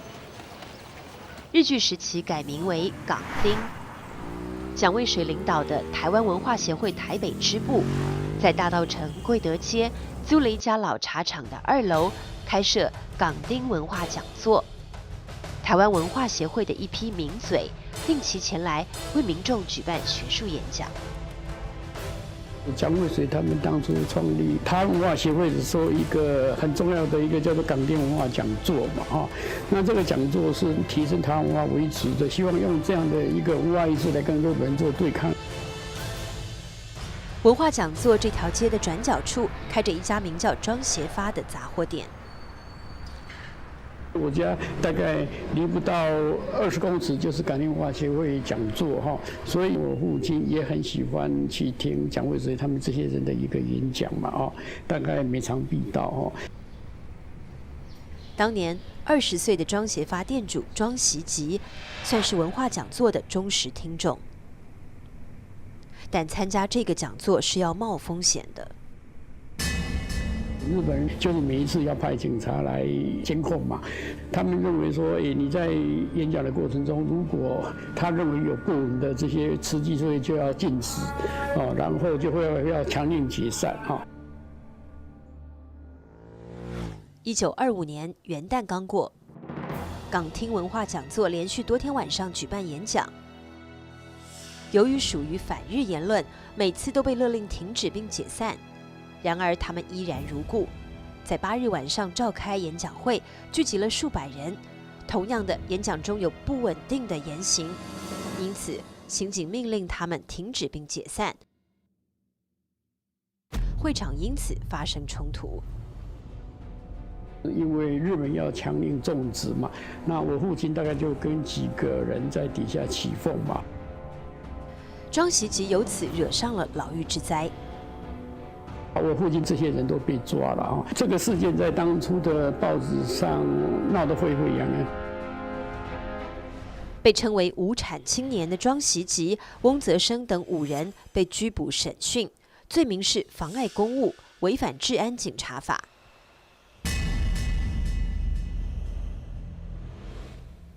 与庄习吉这些平民百姓同样因为违反治安警察法罪名而被捕的大有人在，而且是重量级人物。1923年1月8日，台湾总督府公布实施日本的治安警察法。2月4日，总督田健治郎颁发布告，依治安警察法第8条第2项，禁止政治结社，将台湾议会期成同盟会予以取缔。这是林呈禄、蒋渭水、蔡惠如等人为应对殖民当局对议会请愿运动的打压，而在东京申请成立的社团。1923年12月16日，按继任总督内田嘉吉的指令，全岛范围展开大检举。台湾议会期成同盟会成员99人遭传讯拘捕。有关台湾文化协会与台湾议会请愿运动的报道一律被禁止，最终18人遭起诉。蒋渭水、蔡惠如、林佑春等7人被判刑。这起以违反治安警察法为由实施的大逮捕、大审判，史称治警事件。整个事件头尾跨度3年，台湾弥漫风声鹤唳的恐怖气氛。1924年元旦，台湾民报向他的读者恭贺新年，但新年此时，报社的这些人物全因治警事件进了监狱，人去楼空。台湾民报因此而停刊40天。按照片文字提示，其中的10个脱帽者是出狱人，他们都因为治警事件被捕入狱。中间这位是赖和，他标志性的胡须和头发不见了，却更显精神，犹如他这首出狱归家所写：反似沙场战胜归。这是蒋渭水、蔡培火等人预审假释出狱时，在台北监狱外受到欢迎的场面，阵容可谓壮大。林献堂也专程从台中赶来。这是台中士绅迎接蔡惠如出狱的纪念照。进入监狱以后，大概这3个月是蔡惠如整个身体啊，整个状况最后就是崩坏的一个关键。后来你看他47岁过世，我觉得他应该算是一个烈士。蔡惠如入狱时，场面极为壮观。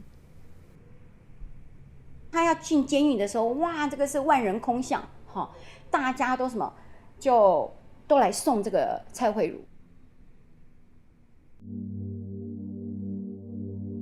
芳草连空，又千丝万缕一路垂杨。千愁离故里，壮气入樊笼。清水驿，满人从，握别在台中。老辈青年齐见送，感慰无穷。山高水远情长，喜民心渐醒，痛苦何方？松云兼节操，铁石铸心肠。居虎口，自雍容，绵时亦如常。记得当年文信国，千古名扬。在牢笼中，诗人蔡惠如写出了平生最好的诗作。这是民众给入狱者颁发的正义奖章。总督府没有想到治警事件反而将台湾民族运动推向前所未见的高潮。1925年5月，蒋渭水从台北监狱假释出狱，立即投入文化协会的全台大演讲。这张照片，蒋渭水本人非常喜欢。他在演讲后被日本远警挑唆流氓，扔了一身泥巴。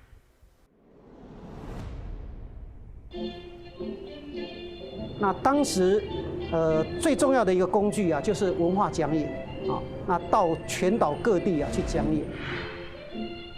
以林献堂为首，文化协会的要员全员出动，充当演讲的辩士。演讲团所到之处，无不受到热烈欢迎。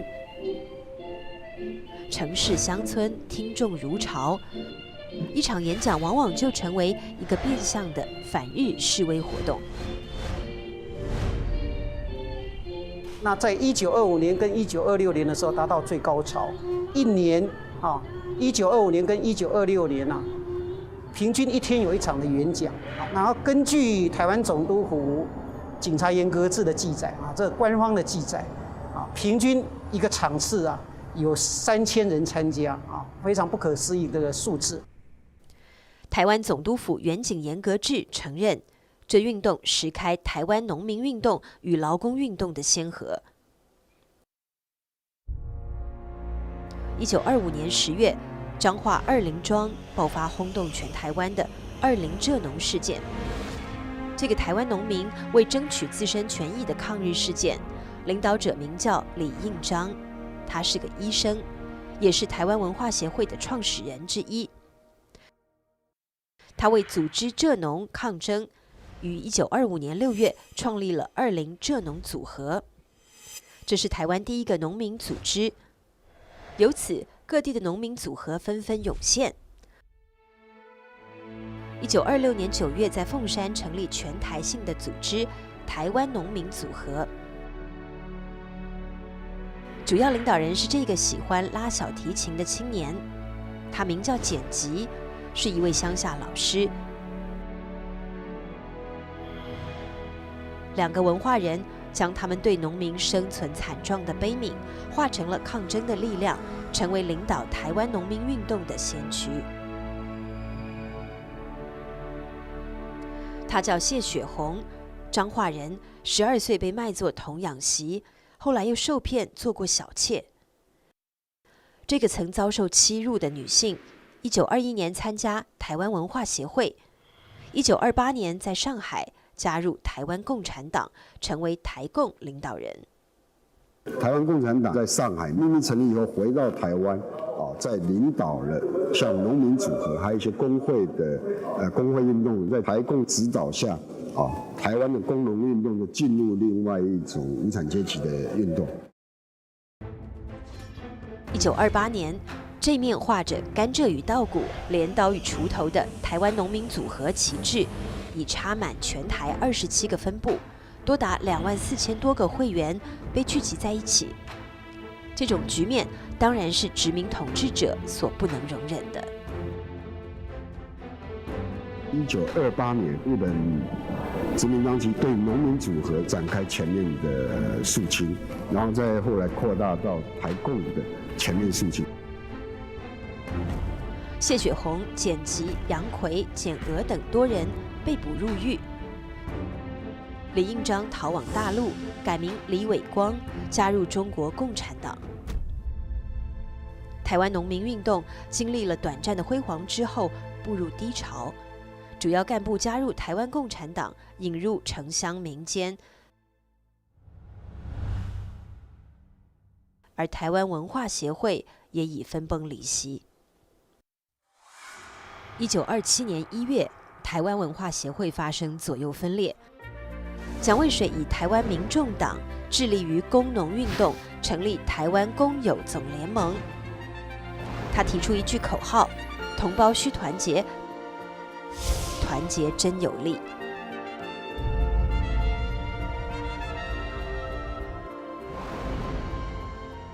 台湾民众党也被责令解散。蒋渭水这个曾经10余次入狱，也不曾被压垮的斗士，已经心力交瘁，这回他终于顶不住了。他从事反殖民运动，几乎是倾家荡产，热血放尽，那就是在1931年8月5日，他因为伤寒过世，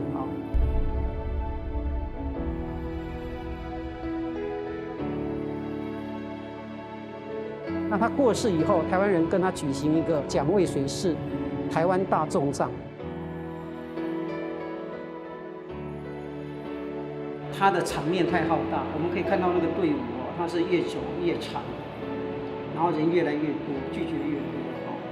报纸是说台北的所有武装警察都来到了大稻埕，配备武力的，而且是北警察署长他亲自作证。那这个葬礼呢，也被称为死渭水，下破活总督，就是说渭水先生虽然死了，但是他的精神能够让总督来下破蛋。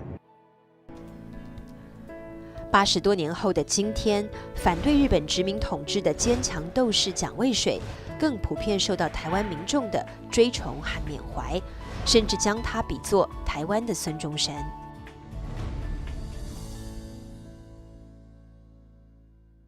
8月8日，林献堂抱病前往台北，来到大安医院蒋渭水的灵堂前，面对故友的遗容，林献堂边乡告别，失声痛哭。林献堂和蒋渭水成为莫逆之交的10年，是台湾近代民族运动风起云涌的10年。如今战有故去，阵营分裂，但林献堂还将按自己的路走下去。他对议会请愿运动还抱有最后的幻想。台湾议会设置请愿运动从1921年到1934年进行了15次，陈情15次，中间14年。林献堂因此被称为日据时期的台湾议会之父。我想他花的财力跟他花的精力，那就不用说了。他能够这么长的时间去做这样的一件事情，事实上启发了很多台湾的民众关心到自己基本权利的问题。到东京去请愿的这些代表，出发的时候有台湾民众的欢送，那么回来的时候，尽管说请愿失败了，也是获得台湾民众的广泛的欢迎，就像欢迎凯旋的将军一样。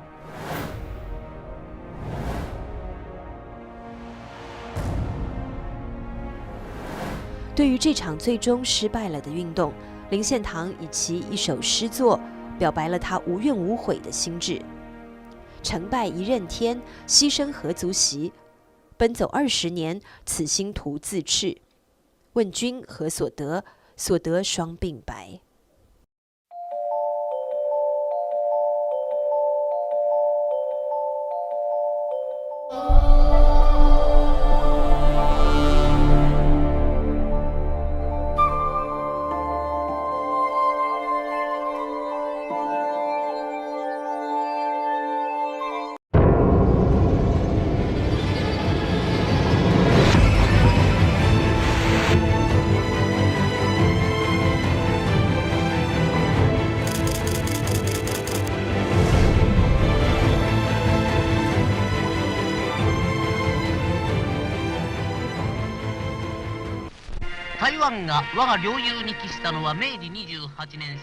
在这个阴雨迷蒙的日子，台北的学生被列队走向总督府，接受新任台湾总督的检阅。海军预备役大将小林基造，1936年9月成为第17任台湾总督。台湾经历了9任文官总督之后，再次进入武官总督统治时期。小林基造推出统治台湾的3大政策，就是皇民化、工业化、南进基地化。它的核心是皇民化。1930年代到来，随着蒋渭水的故去和台湾民族运动的消沉，大稻埕贵德街已经听不到文化协会的斗士们在港厅文化讲座激情澎湃的演讲声了。代之而起，流行歌曲在这个年代开始盛行了起来。贵德街转角处，这座阁楼上住着永乐座戏院的职员李林秋。李林秋是福建安溪移民的后代，少年时家道中落，因此没读几年书。16岁到永乐座戏院当茶童，凭着对中国古典诗词的偏好和戏院多年的耳濡目染，李林秋展露出歌词创作的才华。1933年，24岁的李林秋写就一首歌词，交给当时的新锐作曲家桃园客家人邓雨贤。邓雨贤很快谱出曲子，选中台湾第一位流行歌手纯纯演唱。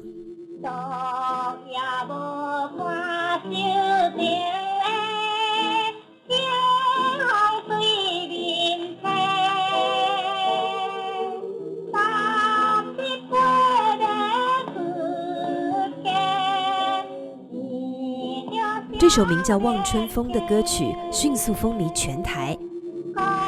歌曲将一个妙龄少女的怀春之情表达得惟妙惟肖。不过，不同的台湾人借着那哀婉的曲调，都能哼唱出各自不同的情怀。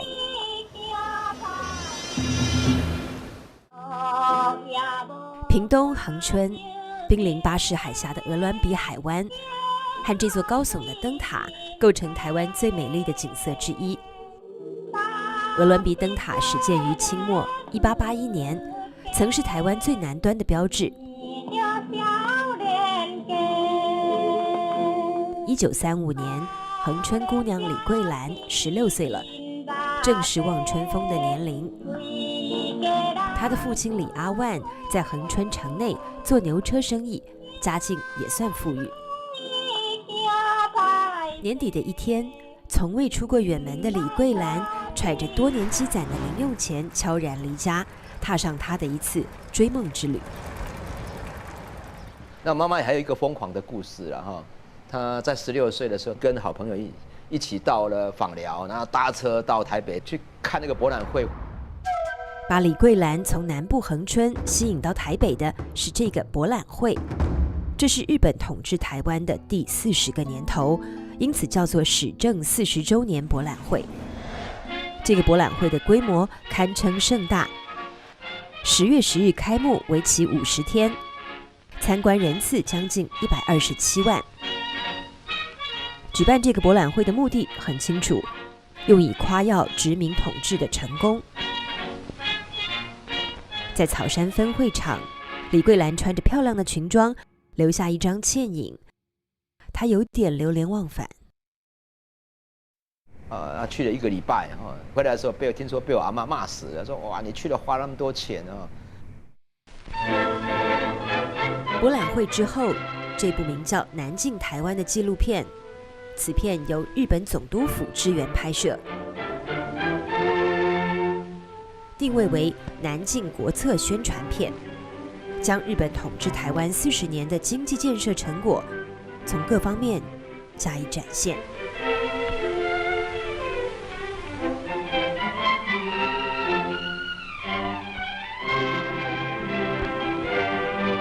日本要台湾，它本来就是要你台湾作为一个南进的基地，它不是只有要台湾而已，它要整个拓展啊。那所以他拿到你之后，他为了达到这个目的，他要建设你啊。当然，他最主要的目的还是为了日本帝国。对此，影片的开场解说讲得很直白。制作这部电影的目的，不仅是向世人介绍台湾，也为了让世人知道，日本民族每年增加100万人口，天然资源被开发殆尽，仅居住在几个狭小的岛上。然而，当今世上不仅拒绝日本移民，也排挤日本商品。为了打破此情势，因此得在北方建立强大的国防线，更进一步必须在南方开拓产业及经济的生活线。因此，什么在我们心中占有重要地位，就是台湾。台湾可说是帝国向南延伸的重要基础。恒春鹅銮鼻灯塔上，日本官员向南远望的镜头，便具有了象征意义，被赋予最大的特写。1936年，屏东车城乡22岁的农村青年游保生，以第1名的成绩毕业于恒春公学校，并获得郡守奖。游保生是一个贫苦的孩子，小学毕业而已，因为他脑筋非常好，字又不错，当时被推荐到郡役所去上班。一毕业就能谋到郡役所，也就是县政府的差事，足见游保生的出类拔萃。也就在这年，17岁的李桂兰被介绍到郡守官邸当家政服务生，都在日本郡守眼皮底下做事。李桂兰和游保生由此相识，郎才女貌，陷入热恋。2年后，他们结婚了。恒春城的富家小姐下嫁贫寒的农家子弟，应该是看好他未来的锦绣前程。那是一对年轻人的幸福时光。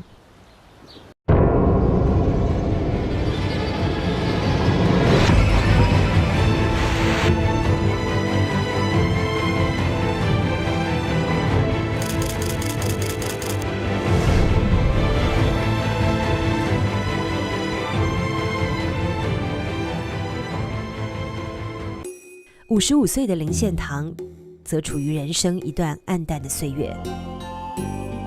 从青年时期开始投身台湾的民族运动，20多年屡败屡战，却也使得林献堂在台湾深得名望。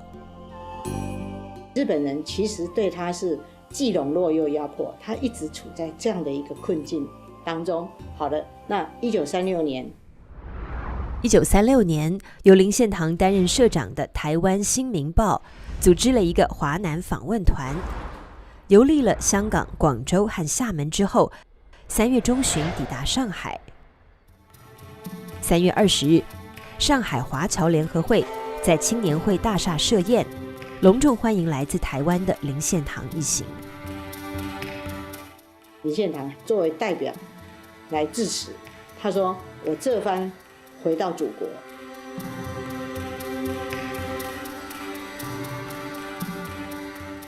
那么这一句话传回台湾，那就不得了了。总督府机关报《台湾日日新报》迅即展开对林献堂的抨击。他说：“台湾人，你们现在是日本统治啊，你们的祖国应该是日本，你怎么说这番回到祖国？”那是日本军国主义势力已经极度膨胀的时期，台湾军参谋长狄周立兵决定利用这个机会惩戒林献堂，以达到杀鸡儆猴的目的。他们就找了一个日本籍右翼的大日本生产党，一个像流氓一样叫麦间善兵卫。1936年6月17日是日本所谓的始政纪念日，台中公园举办游园会。这个园游会上，一碰到林献堂，这个麦间善兵卫不由分说就打他一个巴掌。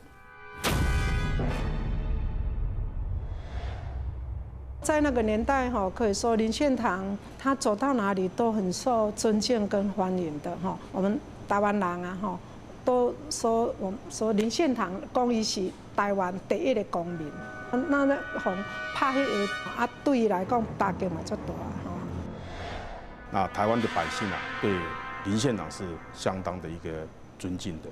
那有这种一个侮辱的行动，当然对我们台湾人也是一种侮辱嘛。这就是发生在日据时期台湾的祖国事件。这个事件被在台日本漫画家国岛水马收入1936年的历史漫画年鉴。打向林献堂的这个巴掌，用林献堂的秘书叶荣钟的话说，标志着台湾暴风雨时代的开始。叶荣钟写道：“霎时全岛震动，风声鹤唳，鸡犬不宁，台湾士绅惶惶不可终日。以林某的地位声望尚且不免，则我们的将来遭遇还堪设想吗？”祖国事件发生2个多月后，1936年8月27日，国民政府西京筹备委员会委员连振东的儿子在西安出生。新生儿的祖父连横没能等到看上孙子一面，他在6月间病逝于上海。临终的时候，跟我的父亲谈了很多的事情。他知道，中日必将一战，中国人民的这个能够忍耐的这个程度已经到了极限了，势必这个是兵戎相见一决生死。所以他是这个小孩生出来，男的话叫连战。这个名字的由来就是如此。连横的预言很快得到应验。第2年，1937年7月7日，震惊中外的卢沟桥事变爆发。日本打响蓄谋已久的全面侵华战争，中国军队奋起反抗，全民族的抗战开始。1937年8月15日，台湾军司令古庄干郎向岛民发出严重警告，宣布台湾进入战时体制。总督府成立国民精神总动员本部，并于9月30日在台北公会堂召开国民精神总动员大会。一场对台湾人实行强制教化的皇民化运动正式掀起，其第1阶段是国民精神总动员运动。小林基造将皇民化比作一场灵魂革命，他试图以此来培养台湾人忠良帝国臣民的素质，以落实大本营指令，早日把台湾建成进攻华东、华南和今后太平洋战争的基地。所谓的皇民化运动是以停止报刊中的汉文栏作为标志开始的。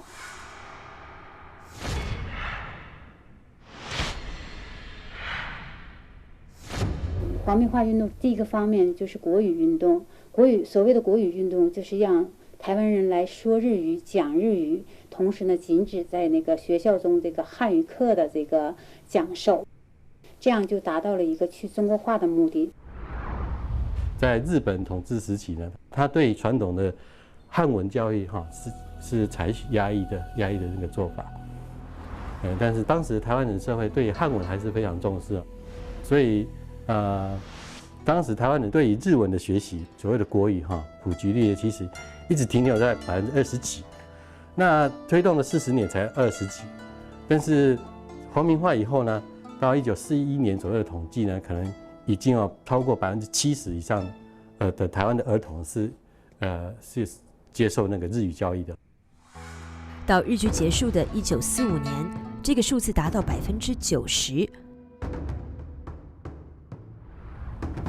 这类门牌是用来奖励全体成员只讲日语的所谓国语家庭。当时战争时期台湾的生活非常苦，因为所有的经济资源这些都被动员到军事方面包括食物也是采配给制度那如果说你没有加入所谓的国语家庭，你得到的那个食物是非常少你要吃一个肉是很难的。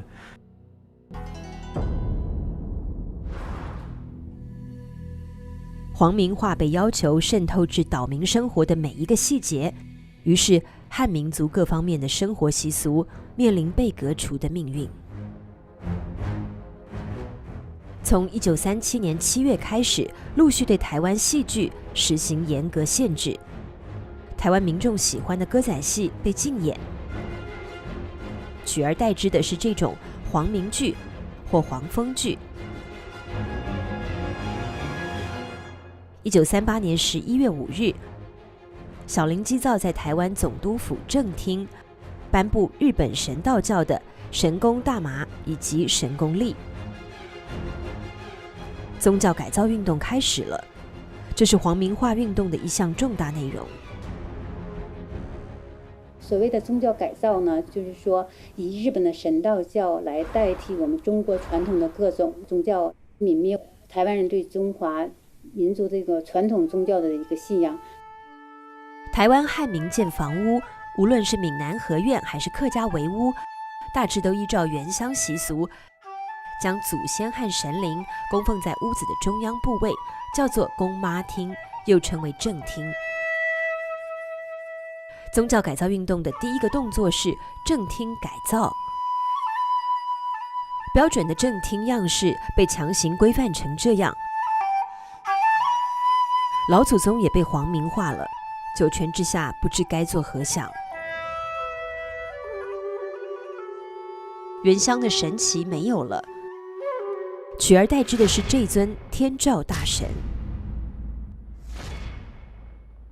阿玛提拉斯欧米伽米，天照大神，日本人的天照大神，每个家都要供奉。你若咧拜神明这是个民间的这文化袂使讲啊拜甲讲这什么咧王爷咧妈祖就是甲因的宗教较同款。台湾人的保护神自身难保了。台南七甲代天府的这尊李府千岁王爷遭遇了一次劫难。日本人因为因要实施这个皇民政策，要要求着咱这个台湾人来祭拜因的天照大神，所以将这个民间的神像拢集体去伫这个赤山龙湖岩遐要来火化。因阵咱李府千岁嘛去用请去伫遐要准备火化。庆幸的是，赤山龙湖岩的住持梵山法师是七甲人。伊伫这个火堆中间发现着咱的李府千岁，所以将咱的李府千岁偷偷甲请去藏的，甲佮送倒来，互咱分增加。李府千岁未被焚毁，但火焰中的其他神灵就没有这么幸运了。中国神灵遭难之日，却是日本神社兴盛之时。日据50年，日本官方在台湾共兴建神社68座，其中38座在皇民化时期建成。按一街庄一神社的远大计划，整个台湾的神社则超过了200座，成为台湾各地的社会教化中心。1940年2月11日，总督府宣布所谓恩准台湾人改用日本式姓名，从而在台湾掀起改姓名运动。中国人对姓氏非常重视嘛，行不改名，坐不改姓嘛。但总务长官森冈二郎给出的理由是，本岛土地已是帝国完全的领土，作为台湾本岛人，也必须在实质上和形式上都与日本内地人毫无相异之处。用日本姓氏，你的待遇就跟日本人一样嘛，如果是你不愿意改也可以，你就变成2等国民了，因为日本人是1等国民嘛，不同的待遇嘛，所以有的就开始改。于是就出现了这些隐藏着中国式智慧的日本姓氏，雷姓改为羽田，张姓改为宫长，钟姓改为金钟，吕姓改成宫下。台湾新民报记者黄周干脆将自己的名字改成吴黄周也。苗栗后龙望族蔡家则将蔡姓改为丰田。他叫蔡志堪，早年随父亲到日本经商，曾经相当富有，而且身怀特殊使命。1955年，国民党中央党史委员会认定，在1927年冒着生命危险从日本皇宫秘密抄写出田中奏折的功臣就是蔡志堪。欲征服世界，必先征服中国；欲征服中国，必先征服满蒙。田中奏折是日本武力侵华的总方针。中国政府获得田中奏折后，于1931年东北918事变爆发之际，将其公诸于世，使得日本侵略野心昭然天下。蔡志堪的命运也因此而转变，不仅被日本政府关押，巨额财产也被没收，变得一贫如洗，最后回到苗栗后龙老家。这是蔡志堪在日本期间亲笔写的家史。1943年决定改蔡姓为丰田的时候，再度重抄。他告诉家族后人，祖先本居于河南光州固始县，明末清初从河南举家迁徙到福建省泉州府晋江县丰田。22世祖作为郑成功的先锋官，来到台湾南部。那先父呢，他就是说我不是从晋江石狮的丰田那边出来的，所以假使要改的话，就改成丰田2个字，这样也可以记得说我们是从哪里来的，不会忘了我们。家父一直在勉励我们要饮水思源，台湾话叫假归祭拜请桃，就是这样的意思。你要追溯你祖先从哪里来，你今天有你这个身体是从哪里来，你的从源头哪里来你都不知道，你的妹来。蔡志堪表明，写家谱的一个目的是唯恐后代子孙忘本灭源，而皇民化运动正是要达到让台湾人忘本灭源的目的。不晓得呢，我们祖上是中国人，根本不晓得。像我们这一代呢，从小的时候就你灌输啊，你是日本人。哥哥每天唱啊，不是经常唱，每天那个朝会就唱歌歌。小学的迄每一早起就迄个叫做调会，调会是就画口令，画口令，拢爱要求这学生啊足有精神的，拢精神教育。伊讲活得苦都无活，来日本帝国军の新民であります。伊讲咱大家拢是大日本帝国的新民。太阳旗上，学生们以日本姓氏的签字，可以看作皇民化运动的直接成果。它印证了总督府总务长官森冈二郎的话：皇民化运动就是使本岛人成为真正日本人的运动。把台湾人呢培育成真正的日本人，或是说更像日本人的台湾人。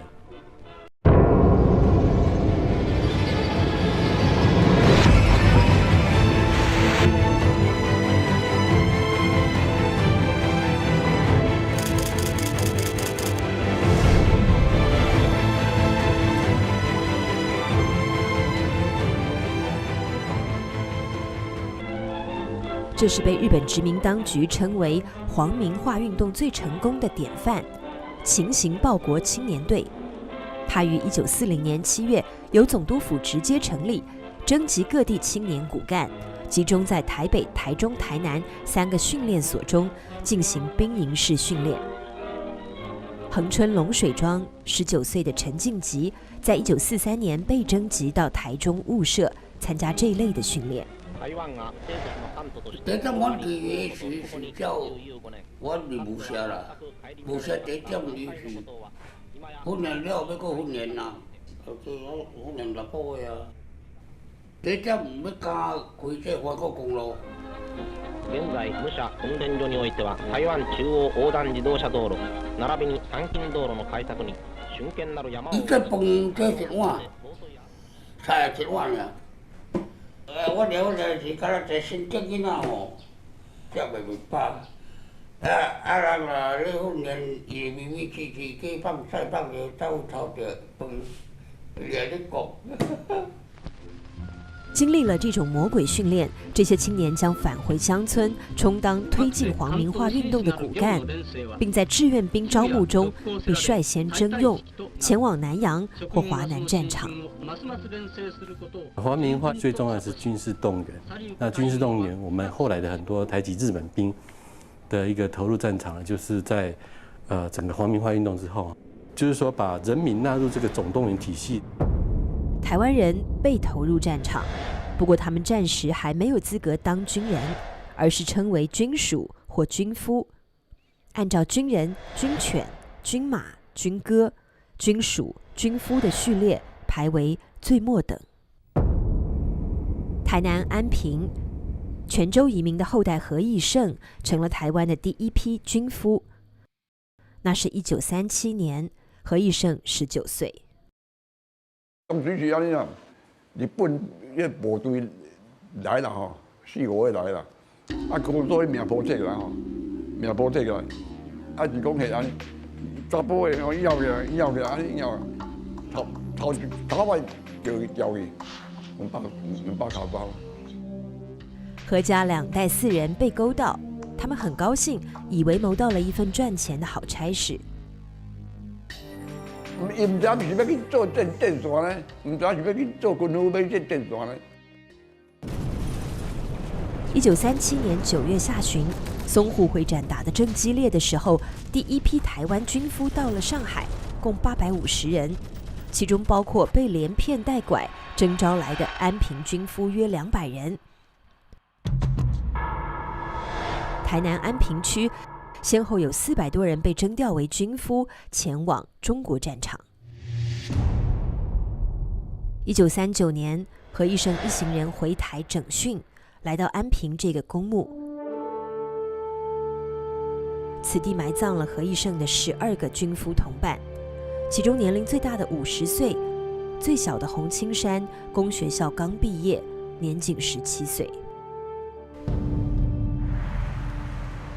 1938年10月2日，台湾总督府前，即将出征的台湾农业义勇团举行授旗仪式。大量的军夫被以台湾农业义勇团或是台湾特赦劳务奉公团、台湾特赦勤劳团等种种名义征调到中国和南洋战场，他们被称为出头战士。啊，这是阮哋啊在种菜，这是你军营的头前在桥下边的，啊，这是我本人。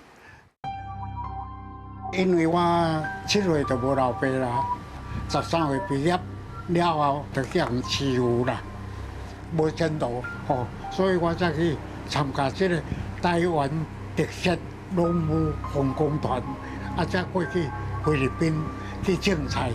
虽讲种菜，实在去做这个部队的后援，咱就台湾的去做后援。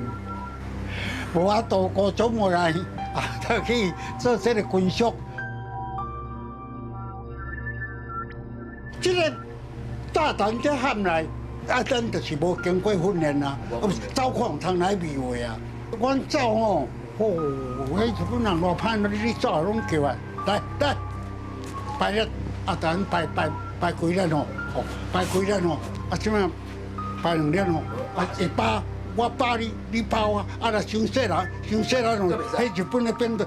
对，你都搁甲你占了，你才会当拍对面大咱安尼呢，拍甲安这拢会行起来。讲后摆看你要搁惊，阮有拍甲叫唔敢。啊，你这跑你有怨叹无？啊，袂安怎怨叹？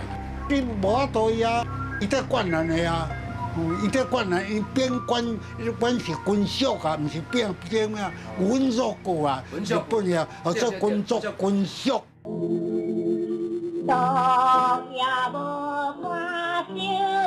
在黄春玲当了军夫前往南洋的1941年，脍炙人口的爱情歌曲《望春风》被重新填写日语歌词，改成了日本军歌《大地在召唤》，成为最热门的征兵歌曲。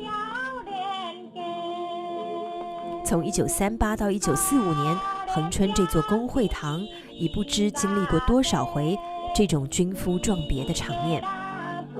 恒春军夫的这些照片是李桂兰的丈夫尤宝生传下来的。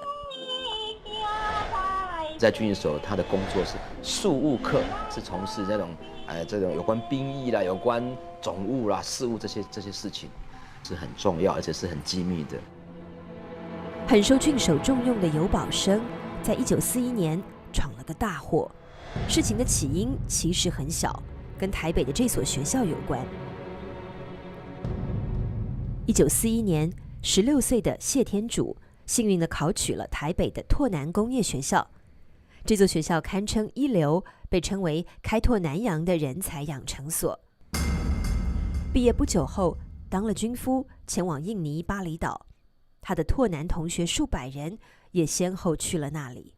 我伫南洋捌咧拍棒，迄个中间桥边啊，甲迄个袂行哦。迄死伤率水平啊较低啊，嘛骗着臭扫瓦嘅，就是一个人嘛是碰甲像有遐大就是剩遐骨头啊伫遐啦。谢天主的服役单位是巴厘岛第2警备部队医务部，职务是医务助手。这个身份使他必须定期接触一批特殊的女性，给她们检查身体。慰安妇哦，有慰安妇，有6个迄个韩国人，韩国查某。资料显示，2战期间被日本强征或诱骗充当军妓，也就是所谓慰安妇的中国大陆与韩国女性各有20万。台湾有这样悲惨命运的人群吗？敢咱台湾去？有那6个，迄6个查某拢是迄个。我听无，日本人咧设计好福啊。你敢知影是台湾什么所在的人？敢了解？我敢若了解者因名，伊个艺名算朱某妹。朱某妹。台北迄个板桥的。啊，板桥的是感觉哎呦，煞想着故乡讲会想着故乡啊。想着做咩？你敢知影这6个慰安妇吼？台湾这6个慰安妇吼，伊的生死啥你敢知影？唔知吼。这6个台籍慰安妇的生死下落，谢天主不知道，恐怕也永远没人知道。根据相关学者统计2次大战期间，台湾被迫充当慰安妇的女性达3000人左右。战后，她们隐藏在社会底层，痛苦度日。终于，台湾妇女救援会促使最后的一批余生者站了出来，让他们重新享有尊严。你山你战争呢？你战争害死一个人，甲害死只狗遐的咧。食啥饭，倒脚甲阮噗噗哩啥，也无互阮食饭安尼，也甲阮糟菜安尼。我起码迄种甲敲下去，敲这个塌下去，现在骨头也没有吃好。日时啊就是阿兵哥，暗时啊就是士官。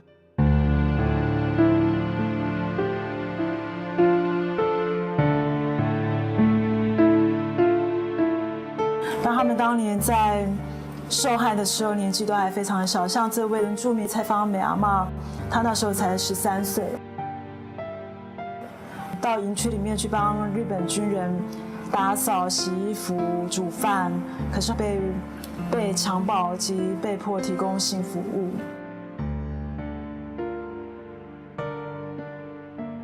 台湾最高龄的慰安妇，吴秀妹阿妈检查身体的时候，就是要求他们把衣服全部脱光，然后站成一排做检查。在那个天窗上爬满了其他的日本士兵，你可以看他的眼睛，其实往上一打开，就是看到其他士兵的这个脸庞，所以这段记忆是阿嬷非常不堪的一段回忆。这是我们另外一位在卖椰子的陈桃阿嬷，她也曾经试图要自杀，喝消毒水自杀，可是没有成功。那回到台湾之后，她的婚姻也是一样是不顺遂的，然后也没有办法生育孩子。其实阿嬷一直有很大的心愿，是如果有一天她能够念书做一个老师，那当然这也一直只能是一个梦想。这是卢奶奶阿嬷，前夫是因为她的身份后来离开她。这是阿嬷的珍藏的一个镜子，这是她之前前夫送她的，后来这镜子破碎，她就用她的方式把这镜子这样再贴补起来。然后这是黄阿桃阿嬷，我们都称呼她是大桃阿嬷。那她是台湾第一位愿意公开露面的幸存者，当年也是20岁左右，她在台北的万华看到一个征护士的广告，所以她去应征。那等到了南洋，她才发现原来她要做的不是护士的工作，而是做慰安妇。我讲变得开始快来哦，开始快来啊！我年纪轻会甲我安尼来鼓励哦，实在都不想好。霏霏细雨里，在兄嫂的陪伴下，阿桃首次踏进自南洋回台后从不敢走进的家族宗祠，第一次向爸妈诉说心中的秘密。我无人看无起，50几年，我是在痛苦，妈。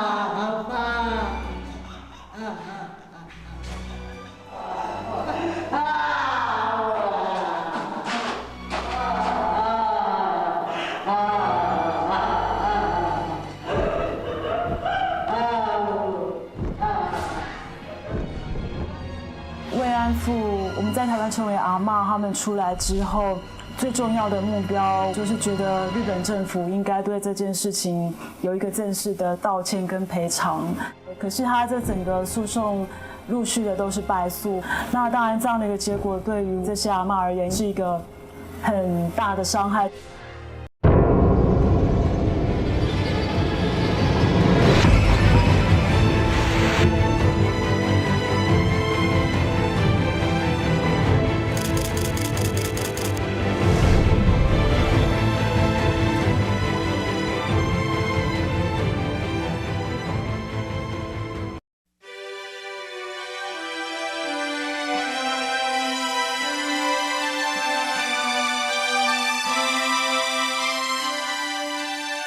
与这些灵肉被摧残的女性相比，宜兰县苏澳镇南澳乡的泰雅少女沙央，则被卷入另外一种命运黑洞。1938年9月，日本教师田北应征从军。17岁的沙央和几个青年人奉命为他搬运行李。在经过南澳溪独木桥时，沙央失足坠入湍急的溪流。一个意外事故，此后被放大，再放大。1941年4月，皇民化运动由国民精神总动员进入皇民奉公运动阶段。总督长谷川清隆重颁赠沙央之钟，沙央被罩上爱国少女的光环，成为皇民奉公臣道实践绝好的宣导教材。1941年，日本发动太平洋战争，为了协助他们的增援要到南洋作战，所以透过电影他们就用满映，就找最好的导演，就清水纯，最红的那个女明星李克难、李香兰，通过最好的阵容来把拍成一个，营造一个很凄美、很悲凉的一个爱国的时代故事悲剧。这部悲情电影由台湾总督府全额出资，拍摄地点很有意味地选在雾社。12年前，莫纳鲁道率领赛德克人殊死抗日的战场。原本淳朴无邪的山地少女沙央，被政策性地改造成一个具有报国效忠觉悟的成熟女性。她甚至爱上了她的日本老师，含情脉脉地鼓励她英勇出征，最后香消玉殒，以身殉国。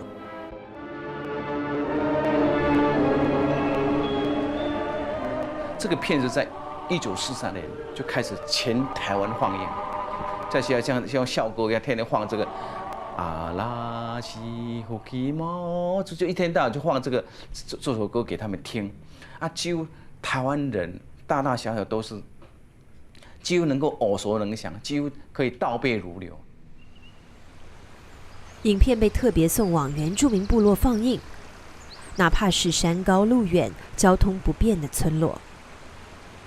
那时候原住民部落普遍教育都很低啊，他们看到我们泰雅族的少女沙央这么勇敢，我们这里怎么可以不为这个天皇去那个？所以纷纷就是从军，他就到那个仁爱乡就放给当地人看，大家一个晚上之内，就我知道，光在仁爱乡的那个清流部落，就几乎全村的年轻人都登记。雾社仁爱乡青年许明贵参加了这部电影的拍摄。他说，因为他之前有拍过那个沙央之钟的片子，然后他就是要去从军的前一天，他们就带去参加拍摄。当了1天临时演员后，18岁的许明贵随军出征，前往太平洋的新几内亚岛。他的队伍被称作高沙义勇队，全部由台湾山地原住民组成。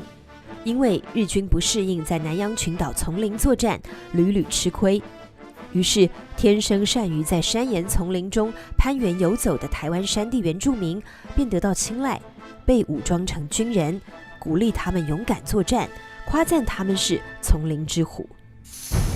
原住民参军是6000多人，回来台湾人不到3000人，几乎以台湾的那个族群来比例的话，死亡率是最高的。南投雾社仁爱乡清流部落高阿队阿嬷，是原高沙义勇队队员高嘉诚的遗属。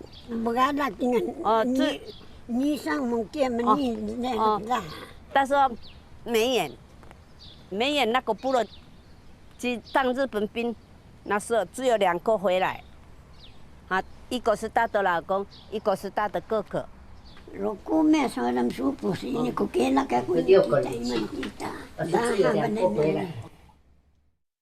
高阿队他先生回来之后也没有夺到1毛钱赔偿，所以他们后来觉得也很万谈了，就是说被殖民，然后被利用之后，就是等于就是说弃之如敝屣，跟他破鞋子一样把它丢掉。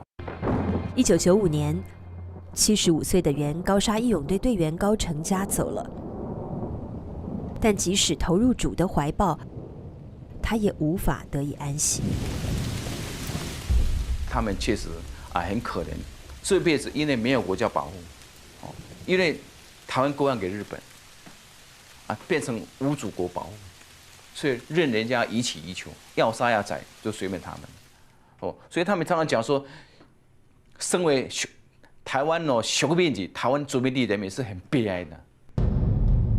据日本方面统计，在第2次世界大战期间，他们总共动员了台湾的兵力207183人，总计在20万左右投入南洋战场。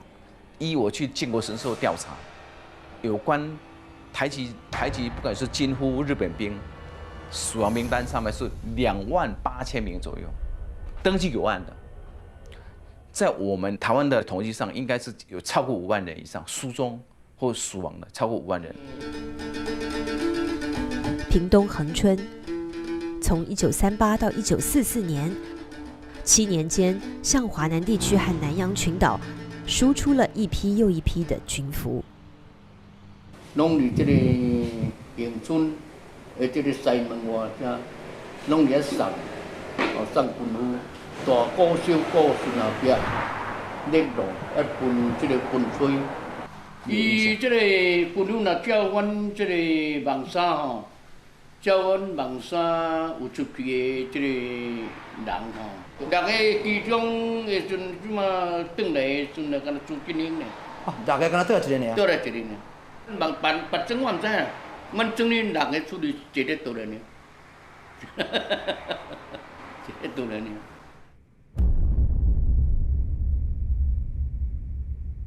我的老爸，这个蔡清就本调去做军务。我听阮爸爸讲，拄好7个山海里调过南洋的啦，拄好干阮爸爸换命转来啦。阮爸爸换命转来就是讲。伊伫遐算即7个人，伊骨头伊拢甲压一块吼，炸伫身躯边个，若上山落海要过桥坐船，伊拢甲叫。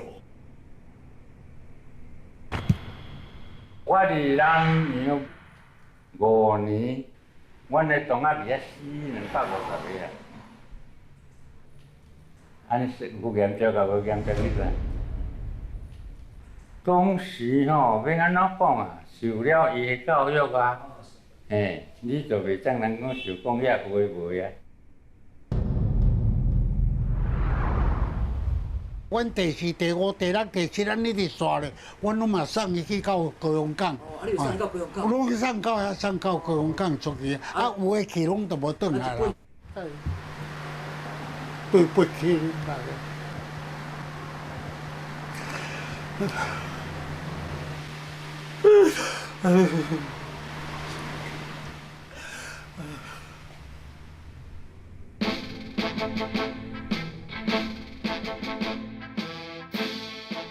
1938年恒春军夫出征和送行的这批照片，尘封了70年之后，在尤保生的妻子李桂兰家中被发现。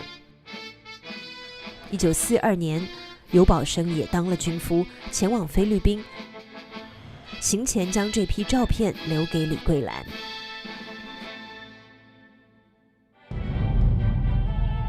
在期盼丈夫归来的日子里，李桂兰午夜无伴守灯下，带着女儿过着艰难的战时生活。1944年更遭遇了盟军对台湾的大轰炸，她被燃烧弹烧伤，青春容颜失去了美丽，少女时的梦幻化为泡影。靠着丈夫的零星汇款和报平安的来信支撑度日。去到南洋的时候，他经常有来信的，因为感情不错，他还惦记着我那个女儿也怎么样啊，状况怎么样啊。到了台湾光复以后，就没有消息。尤保生没有了消息，怀抱中的女儿长大了，结婚了。尤保生还是没消息。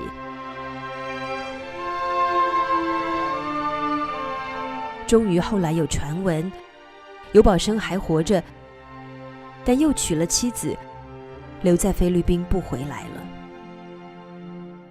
也啦是安讲啊，我是讲若有命就好，安怎拢袂要紧啦，有命就好啦。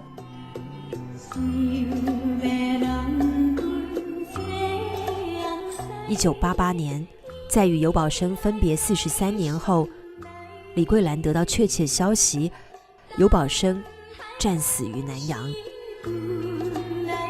尤宝生没有列入日本统计的台湾军夫死亡者名单，李桂兰没有得到日本政府的战争赔偿。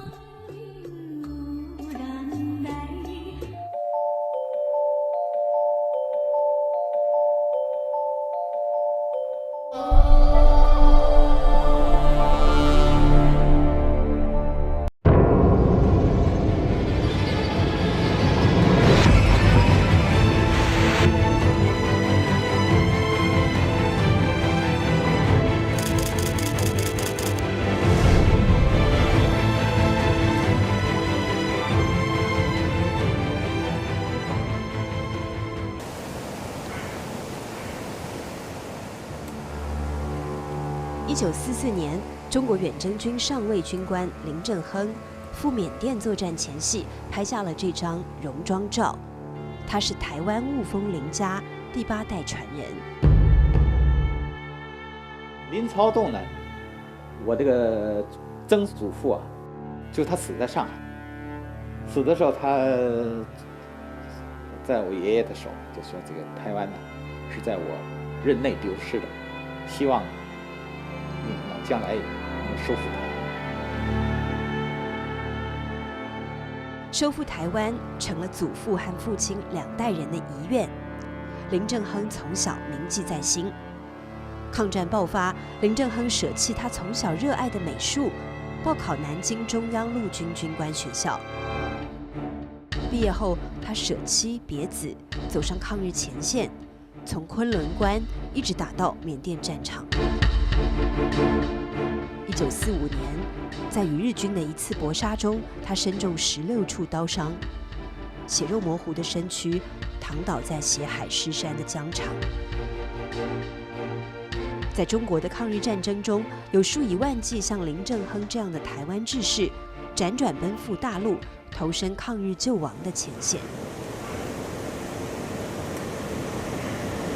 当时我们想，那怎么样才可以？ 把这个台湾的民众从日本人的统治下解放出来啊！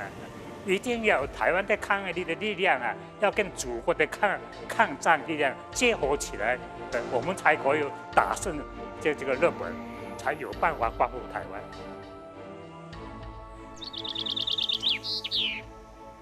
1940年，5个台湾青年走在越东的土地上，他们在寻找抗日力量。 为首的一位名叫萧道印，是台北帝国大学的毕业生。台北帝国大学成立于1928年，它是日据50年间台湾仅有的一所大学。能够进到这里读书的台湾人子弟，属于凤毛麟角。那我父亲在日据时代是台北帝国大学第1届的医学部的这个毕业生。 当然，他从小的时候，长辈都会一直在谈到1895的这个战争。在1895年那场战争中，萧道印的祖父萧光明是抗日义军首领，父亲和伯父战死在屏东嘉东乡这座萧家大院内。所以他从小灌输到就是说，我们还是中国人，我们是受这个日本帝国主义的这个侵略和占领的。 所以他一直在想着说，包括从高雄中学啊，那个时候就已经跟很多的好朋友筹划的，要怎么样回到大陆来参加抗战，然后后来也认识了这个钟和明。钟和明又名钟浩东，当时是台北高等学校学生，他与萧道印同乡，也是屏东6堆客家子弟。 在台北医院当护士的蒋碧玉加入了他们的行列。他的养父是台湾民族运动先驱蒋渭水。蒋渭水的这个女儿蒋碧玉，和钟和民，他们2个是夫妻，然后跟我爸爸后来也认识了我妈妈啊，他也有意愿要回大陆啊来参加抗战。那个时候的大家的心呢，都是向着祖国。2对夫妻加上钟和民的表弟李南风，5个热血青年踏上西渡返乡参加抗战的曲折路程。他们的经历被台湾作家蓝伯洲写成小说《晃马车之歌》，台湾导演侯孝贤将其拍成电影《好男好女》。他们转的很曲折，到了1940年，用各种方法到了上海，然后后来又到了香港，从香港转进到大陆惠阳，到了国民党的管制区，可是马上又被逮捕，因为他们被误认为是日本间谍。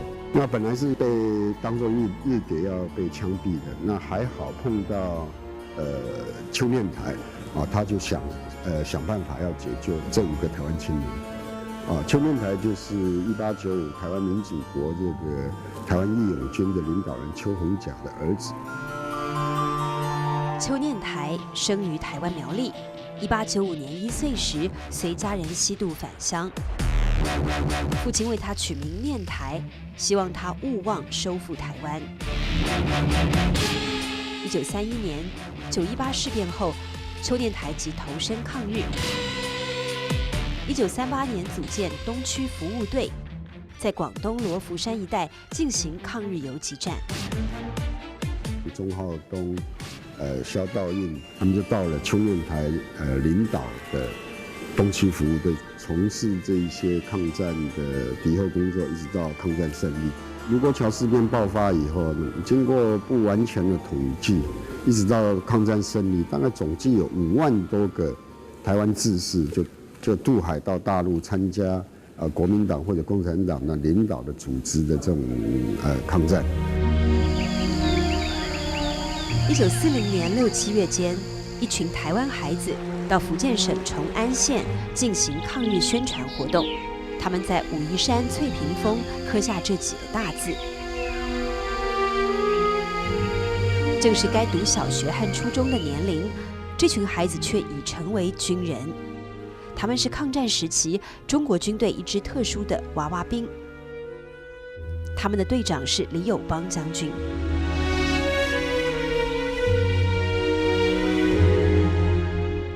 1906年，李友邦出生在这座泸州李宅，他是泸州李氏来台第5代。李友邦16岁那年考入台北师范学校，期间加入蒋渭水创办的文化协会，接受了反对日本殖民统治的思想启蒙，从而走上抗日道路。1924年3月，李友邦突然从学校消失。普遍的说法是他遭到当局的通缉，连夜出逃。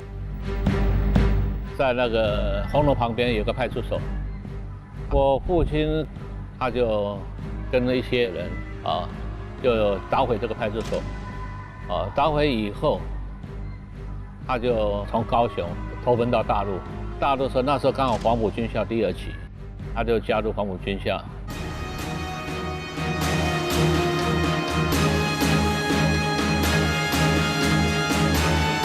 1937年抗战爆发。1938年11月，李友邦从浙江金华来到福建崇安，这里有一个台民垦殖所，集中了从福建沿海地区被迁移来的560多名台湾人。李友邦向他们做了抗日演讲，希望把他们组织起来，成立一支台湾抗日义勇军。李友邦的主张得到了国民党、闽浙2省大员的支持，共产党方面则暗中协助。周恩来在金华对此做了具体指示，而李友邦的秘书张一之就是一位没暴露身份的共产党员。这首歌曲唱出了台湾义勇队的成立宗旨，词作者是张一之。他还请了解放军游击队之歌的作者贺绿汀为之谱曲。解放的先锋队，要把日后记住祖国，要把它在台湾的辽1939年2月22日，台湾义勇队和台湾少年团在浙江金华9方巷这座房子内成立。第一批队员22人，其中包括6个孩子。此后，第2批、第3批共150多人由武夷山陆续到来。18岁以上的编入义勇队，16岁以下进入少年团。义勇队少年团在旗帜边列队，他们是台湾人当年参加抗日的象征。这是郭辅义，少年团的第一批队员，年仅10岁。义勇队都是大人，他们主要的工作，在台湾本岛的，在敌后的，而且参加战斗的，也有从事生产。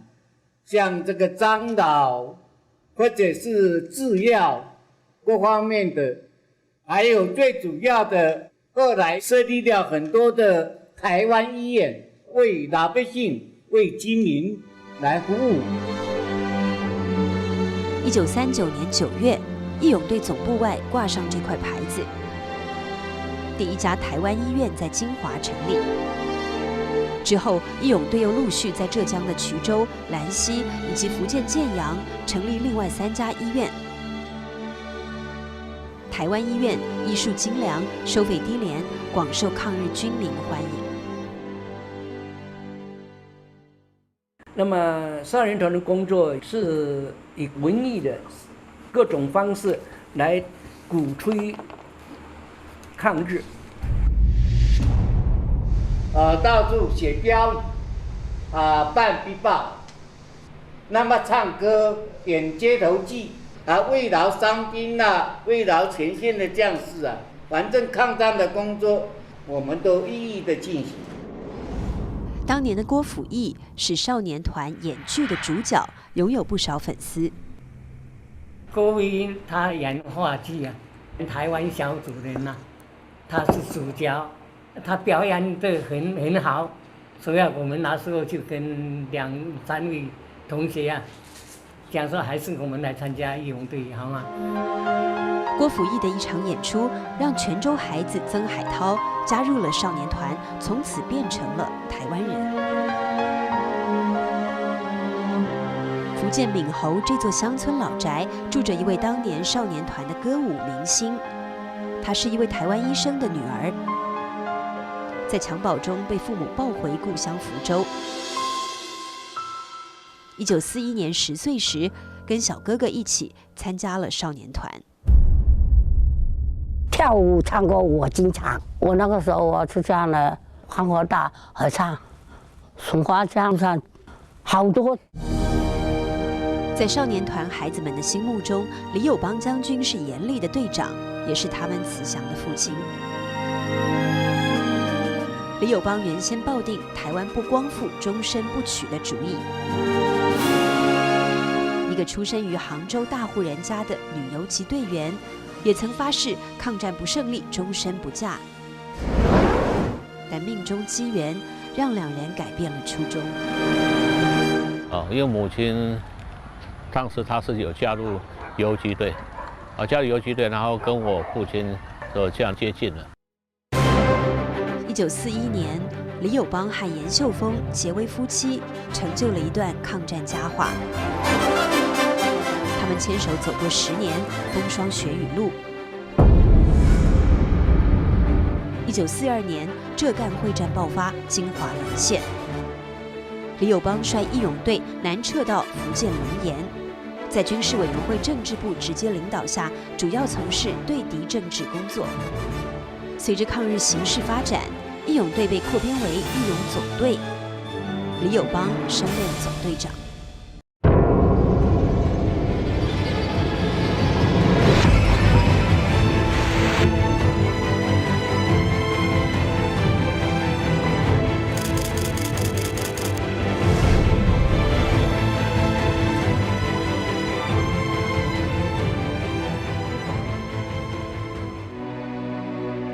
1940年初，李友邦前往中国暂时陪都重庆，为的是台湾抗日团体的合作大计。遭受着日本狂轰滥炸的这座山城，汇集了近100位台湾志士，他们成立了多个抗日团体，但力量单薄，组织涣散。抵达重庆的李友邦与谢南光、刘启光会面，于1940年3月共同成立台湾革命团体联合会。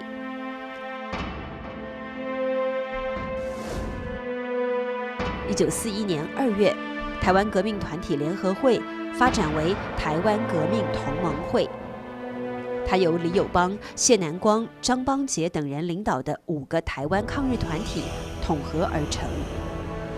大陆台湾人最大的抗日组织宣告诞生。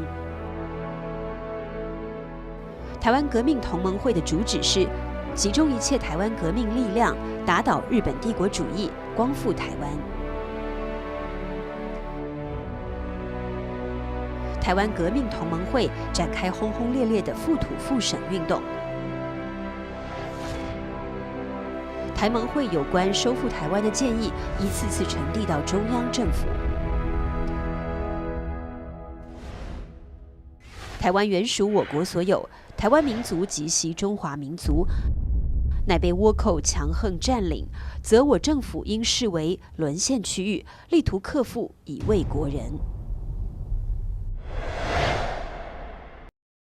书写抗战必胜这4个字的时候，国民政府主席林森70多岁了。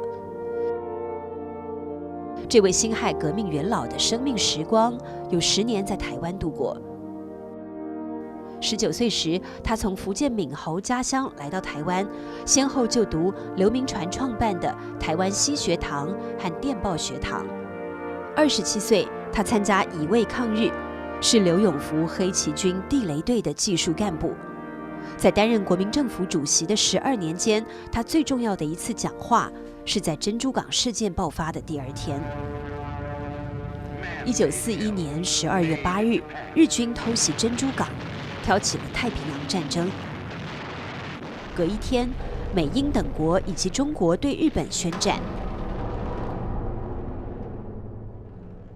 国民政府主席林森宣读的这份《国民政府之对日宣战书》，昭告中外，所有一切条约、协议、合同有涉及中日间之关系者，一律废止。日本是这个依据《马关条约》来窃取台湾的哈。那么在这个中国对日本的宣战公告里面，中国就宣布以往这个一切跟中日关系有关的合同、条约、协定统统作废。实际上，以这个对日宣战公告来说，马关条约已经失效了，因为在这个国际法上，两国处于战争状态的话，以前订的条约就失效了。中国人民艰苦卓绝的抗日战争结束了长达4年孤军奋战的局面，国际反法西斯的正义力量终于结成了同盟。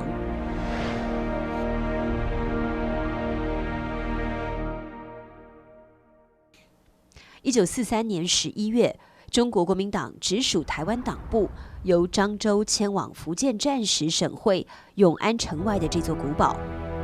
一群台湾人在古堡大门悬挂上一副对联：“光复台湾，振兴中华。”他们将这座清代建筑取名为复兴堡。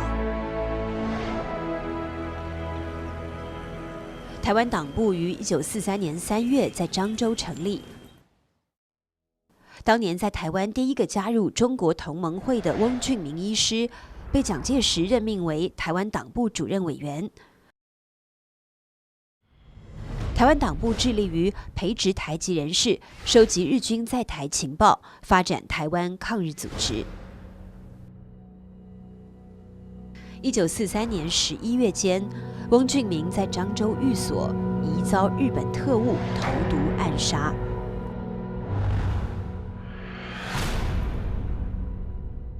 翁俊明被谋杀后，台湾党部先后由林忠、萧宜曾、邱念台、谢东闵等人领导，以永安复兴堡为据点，坚持到抗战胜利。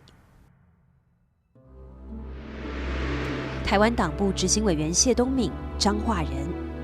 他晚年回忆说，民国14年4月，我从台湾迂回前往上海升学，是因为不愿接受日本帝国统治，而归返祖国怀抱。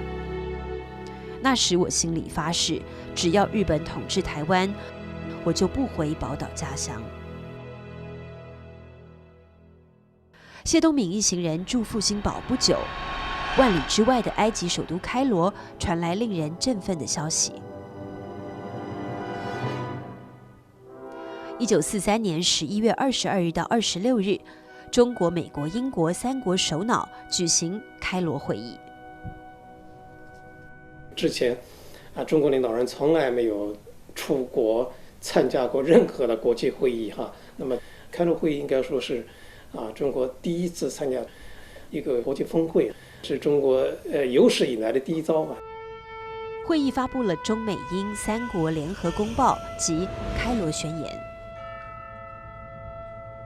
开罗宣言对于这个台湾问题做出了非常明确的规定那么他是这样表述的，就是日本窃取于中国的领土，例如东北、台湾、澎湖，战后必须归还中国，这样是一个非常清楚的表述那么开罗宣言是对台湾回归中国又是一个加纳一道国际保障一个国际承诺。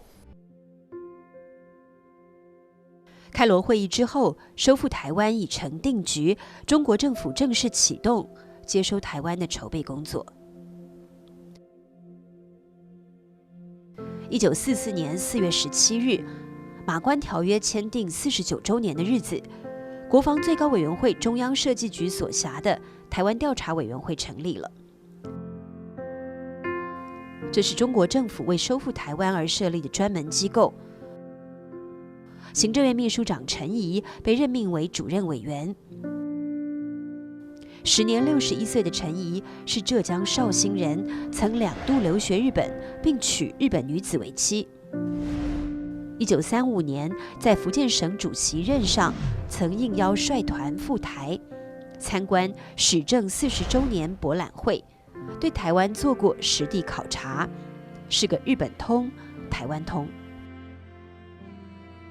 台调会委员共11人，其中包括台籍5人，他们是黄朝琴、游弥坚、邱念台、谢南光、李友邦。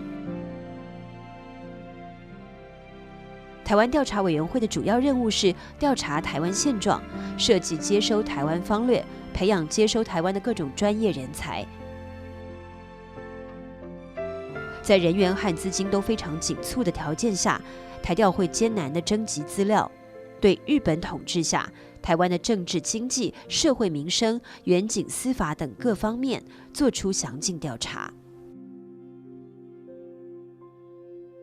这是台调会为中央训练团所开办的台湾行政干部训练班编印的参考资料。这个训练班于1944年12月25日开课，为期4个月，学员118人，包括连震东等5位台湾学员。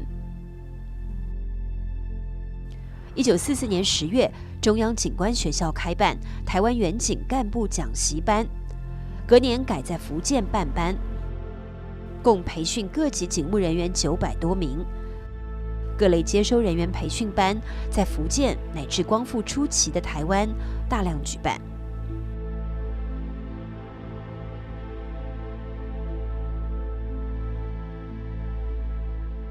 台调会在充分咨询台籍人士意见的基础上，于1944年10月拟就台湾接管计划纲要草案，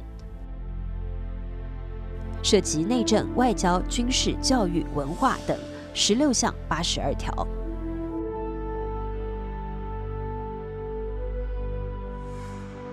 1945年3月，草案经蒋介石审定，正式形成台湾接管计划纲要。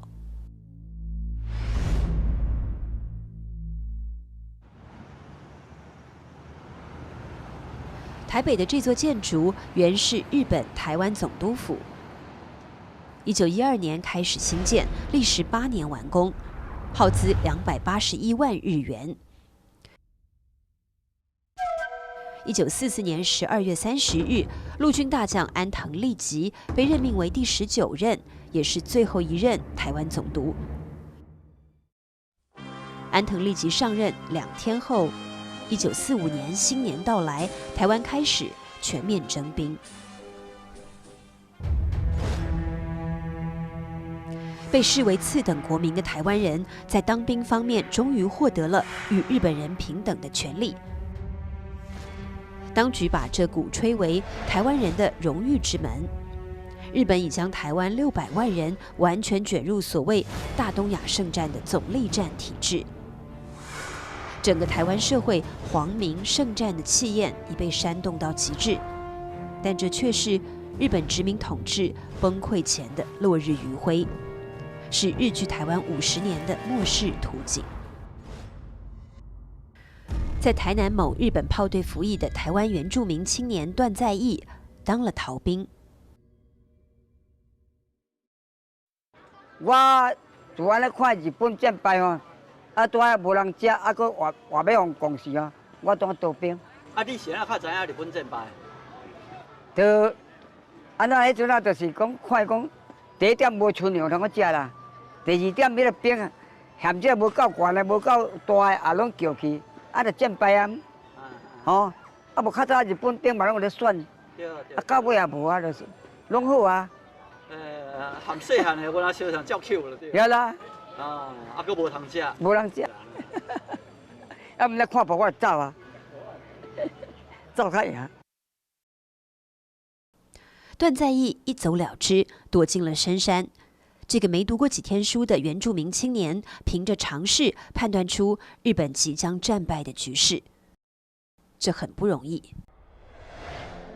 随着太平洋战场盟军反攻的开始，从1944年10月到1945年5月，被日本作为南进基地的台湾，遭到盟军飞机持续轰炸，达1万架次以上。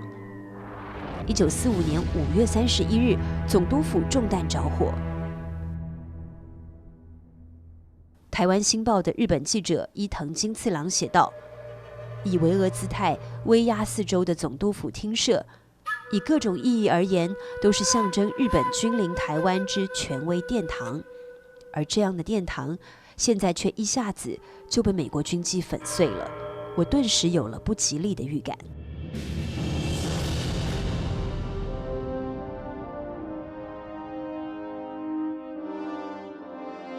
1945年7月17日到8月2日，美英苏三国首脑在柏林郊外波茨坦举行会议。中美英三国不久后又加上苏联，签订了波茨坦宣言。波茨坦公告重申开罗宣言所约束的条件必须实施。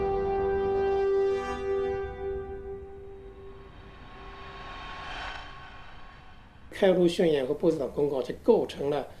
关于台湾问题的一个国际文件，波茨坦公告实际上又是一个最后通牒，敦促日本必须投降。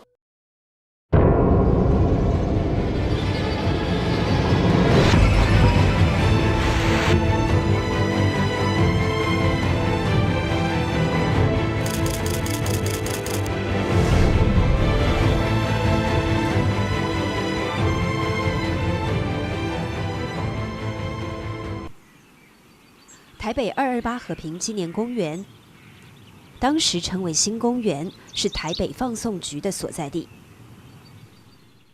1945年8月15日，这里聚满了人群。中午12点传出裕仁天皇广播的终战诏书，日本宣布无条件投降。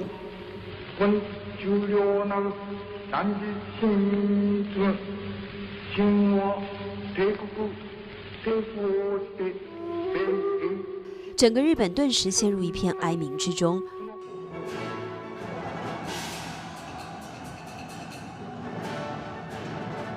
而中国大地则完全是另一副景象。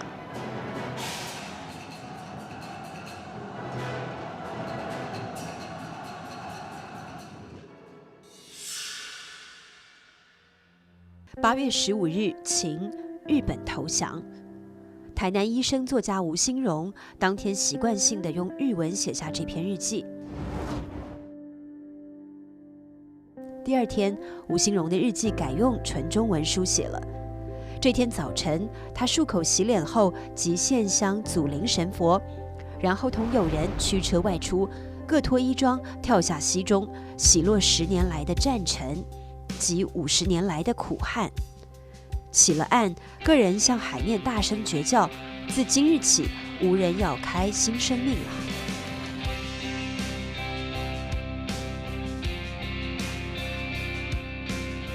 台湾义勇队完成了抗日使命。闽西龙岩地方人士欢送总队长李友邦、严秀峰伉俪荣返台湾。抵达厦门后，台湾义勇队举行抗战胜利庆祝集会。李友邦挥笔写下2个大字“富江”。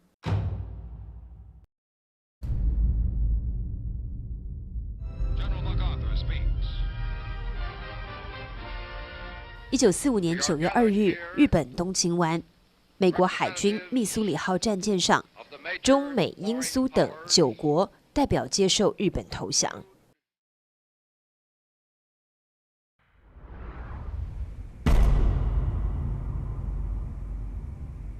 那么日本在投降书里面也再次确认了他们完全接受波茨坦公告。1945年9月9日9点，中国战区日军投降签字仪式在南京黄埔路中央军校礼堂举行。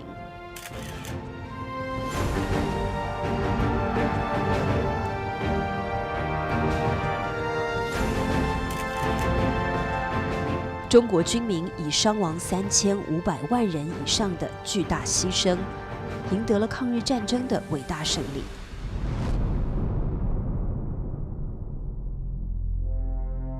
中国政府收复台湾及澎湖列岛的计划终于进入实施阶段。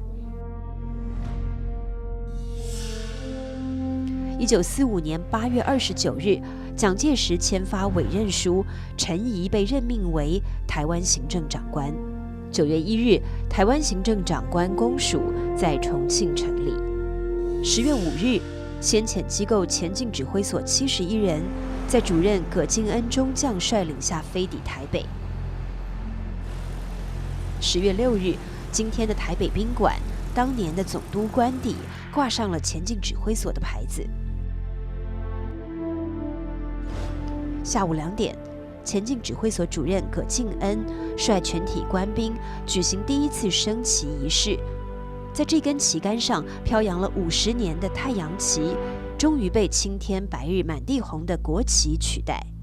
日本是8月15号投降，正式的受降典礼是10月25号，这里面真空了70几天。那么70几天，台湾的大部分的几百万的人，都几乎是在废墟之中等待新的政权。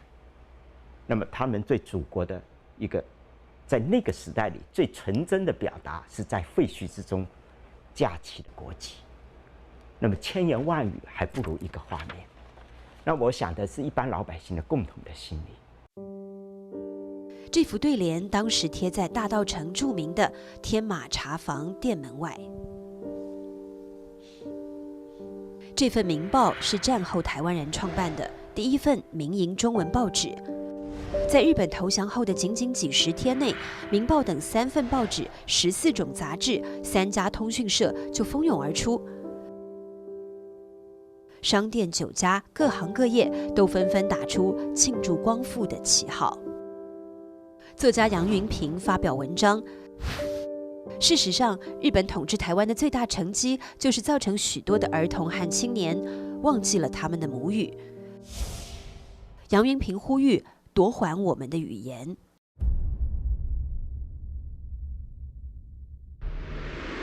奉命接收台湾的中国军队是70军和62军。1945年10月17日，70军先发部队1个团，在军长陈孔达中将率领下，抵达北部基隆港，他们受到狂热的欢迎。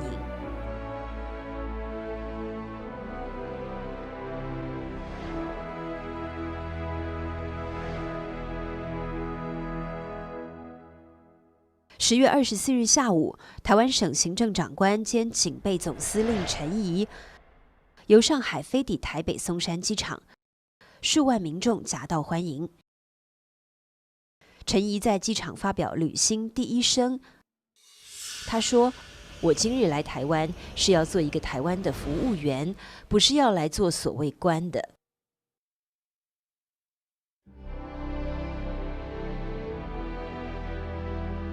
今天的台北中山堂，那时叫做公会堂。1945年10月25日，大约有30万人一大早就涌向这里。中国战区台湾省受降仪式即将在此举行。中国政府的代表、台湾人民的代表、美国总统的代表、盟军代表，共250多人出席。上午10点整，礼炮声中，受降仪式开始。中国战区台湾澎湖列岛受降主官陈仪上将向日方安藤利吉大将下达第1号命令。安藤利吉在受领证上签字，然后由日本台湾军参谋长剑山春树向陈仪呈递上这份投降文书。受降仪式就此结束。短短5分钟，结束了日本对台湾50年的统治。随后，陈仪即席发表广播演讲。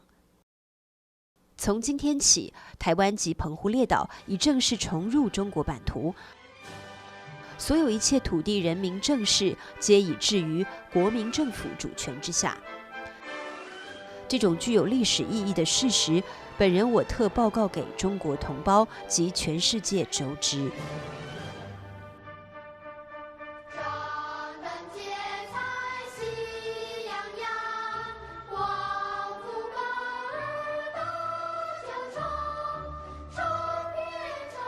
宝岛崇光，10月25日这个历史性的日子，在1946年被明定为台湾光复节。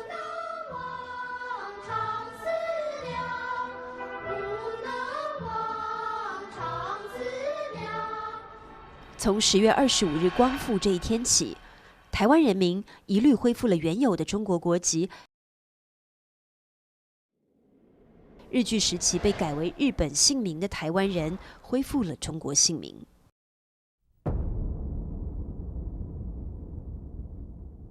在缅甸战场身中16处刀伤的林正亨，从死人堆里爬了出来，活了下来。台湾光复了，他用已经半残废的手艰难握笔，给在台湾的母亲写了这封信。台湾的收复，父亲生平的遗志可算达到了。要是有之，一定大效于九泉。我的残废不算什么，国家能获得胜利强盛，故乡同胞能获光明和自由，我个人粉身碎骨也是值得。亲母亲不要为我的残废而悲伤，应该为家族的光荣来欢笑。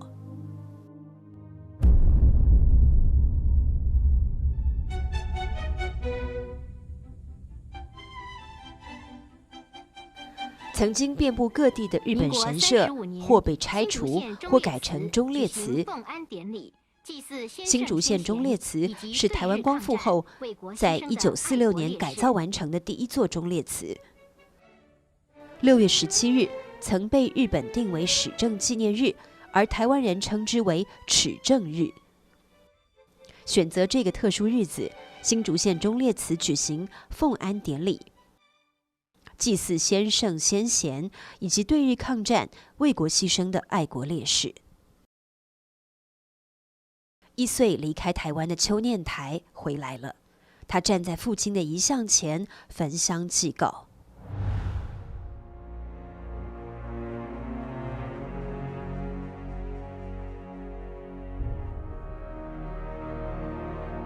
从神社到忠烈祠，外观依旧，但已乾坤挪移。侍奉着台湾的抗日英烈。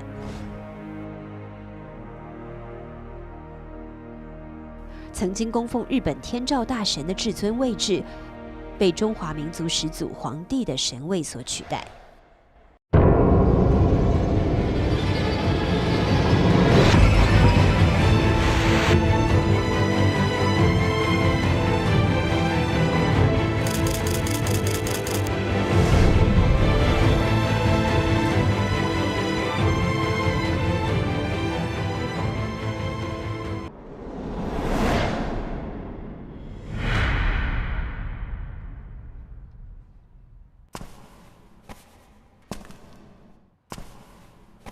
一个光复年代的过来人，他的脚步已不知多少回踏入这座见证历史变迁的建筑。1946年，作为台湾省监察委员邱念台的秘书，林宪参加了台湾光复致敬团。那一年，回到台湾的邱念台察觉到本外省人情感之疏隔，为紧速弥补裂缝，沟通两岸政情，邱念台于是想组建一个台湾光复谢恩团，到祖国去表示我们的心意。所以邱先生就找林献堂先生帮忙。林献堂先生听了邱先生的话以后，他也非常的赞成，就这样就把台湾地方上有名望的人，可以代表各地方的民众的人组织起来了。新竹北埔，1895年，抗日英烈江少祖的遗父子江振香，应邱念台邀请加入了谢恩团。时任台北瑞芳镇长的矿业巨子李建兴加入了谢恩团。1940年，李建兴五兄弟以及他们的瑞三矿业员工200多人被日本当局以通谋中国、密图叛乱的罪名逮捕。李建兴的三弟和长婿等20多人遭酷刑惨死，而被判12年徒刑的李建兴，直至日本投降后才得以脱离牢笼。台中市资深文化人叶荣忠被林献堂选入谢恩团，他是日据时期台湾民族运动的一名干将，并长期担任林献堂的秘书。这是个负载着广泛民意的团队，以林献堂为首，邱念台担任顾问，团名最后确定为台湾光复致敬团。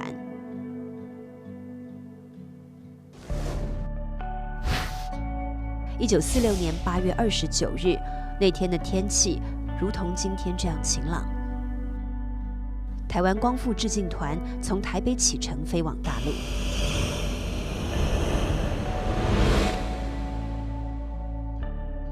到达南京的第2天，8月31日上午，致敬团一行15人来到紫金山拜谒中山陵。我们台湾光复致敬团有3个主要的目标任务，一个是到南京去祭谒中山陵，中山先生要振兴中华，就是一个新生会，把光复台湾也是当做一个很重要的一个任务。现在台湾光复了，我们也应该到南京去，向他致敬。第二就是在这个抗战的这个期间呢，我们大陆这个民众还有军队死伤了很多，抗战牺牲这么大，我们台湾才可以光复，可以恢复到祖国怀抱里面来。所以我们呢也是应该到那边去，向大陆的这个人民，向全国死难的同胞，还有他那个遗属表示这个谢意。为此，致敬团和台湾民众为大陆抗日阵亡将士遗属募集捐款5000万元。第三呢，我们应该到我们的原族皇陵去祭拜我们的原祖，表示我们跟大陆就同胞一样，大家都是炎黄的子孙。黄帝陵坐落在陕西省黄陵县乔山之巅，世称天下第一陵。5000年前的轩辕皇帝是炎黄子孙共同尊奉的人文始祖。祭拜皇陵、认祖归宗是台湾光复致敬团的3大宗旨之一。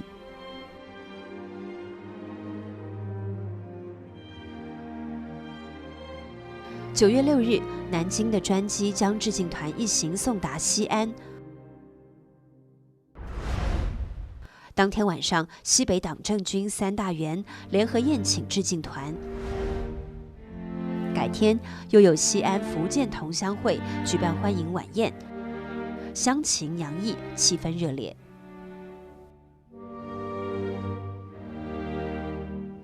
叶荣中保留下这些精美的请柬，从中可看到致敬团抵达大陆后所到之处无不受到隆重欢迎，还热情款待。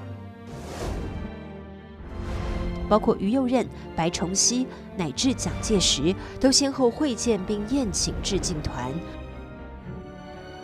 交换了关于重建台湾的意见。1946年9月11日，陕西省政府特别派列车高规格的护送台湾光复致敬团前往叶林，但是连天的阴雨使道路受阻，他们最终未能到达目的地，停滞在距黄陵100公里的耀县。9月12日下午2点，耀县古塔下的中山中学体育场，台湾光复致敬团一行以及当地士绅、学校师生共600多人肃立于此，设坛虔诚遥祭，奉告台湾已经光复，650万子孙重归祖国怀抱之心情。好像光复后回到我家里，见到我自己的父母，像到我们祠堂去拜祖，更激愤的那个心情，在那边呢遥拜遥祭，我们皇帝我们老祖先，这篇祭皇陵文由叶荣中撰稿。林献堂邱念台审定，担任主祭官的李建兴将他高声地诵读出来。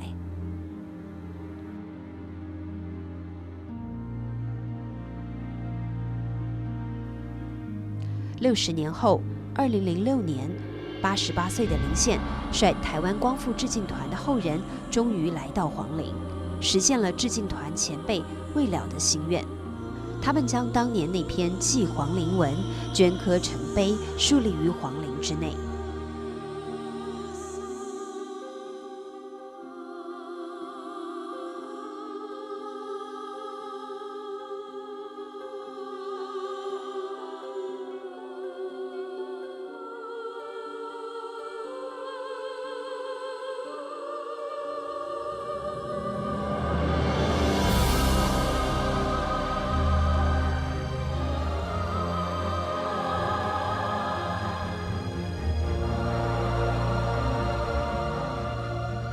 当年在离别西安前夕，林献堂代表台湾光复致敬团发表了一篇语重心长的辞行文章，其中说到：光复后已觉有可爱护的国家，可敬重的民族，永不愿再见到有破碎的国家、分裂的民族。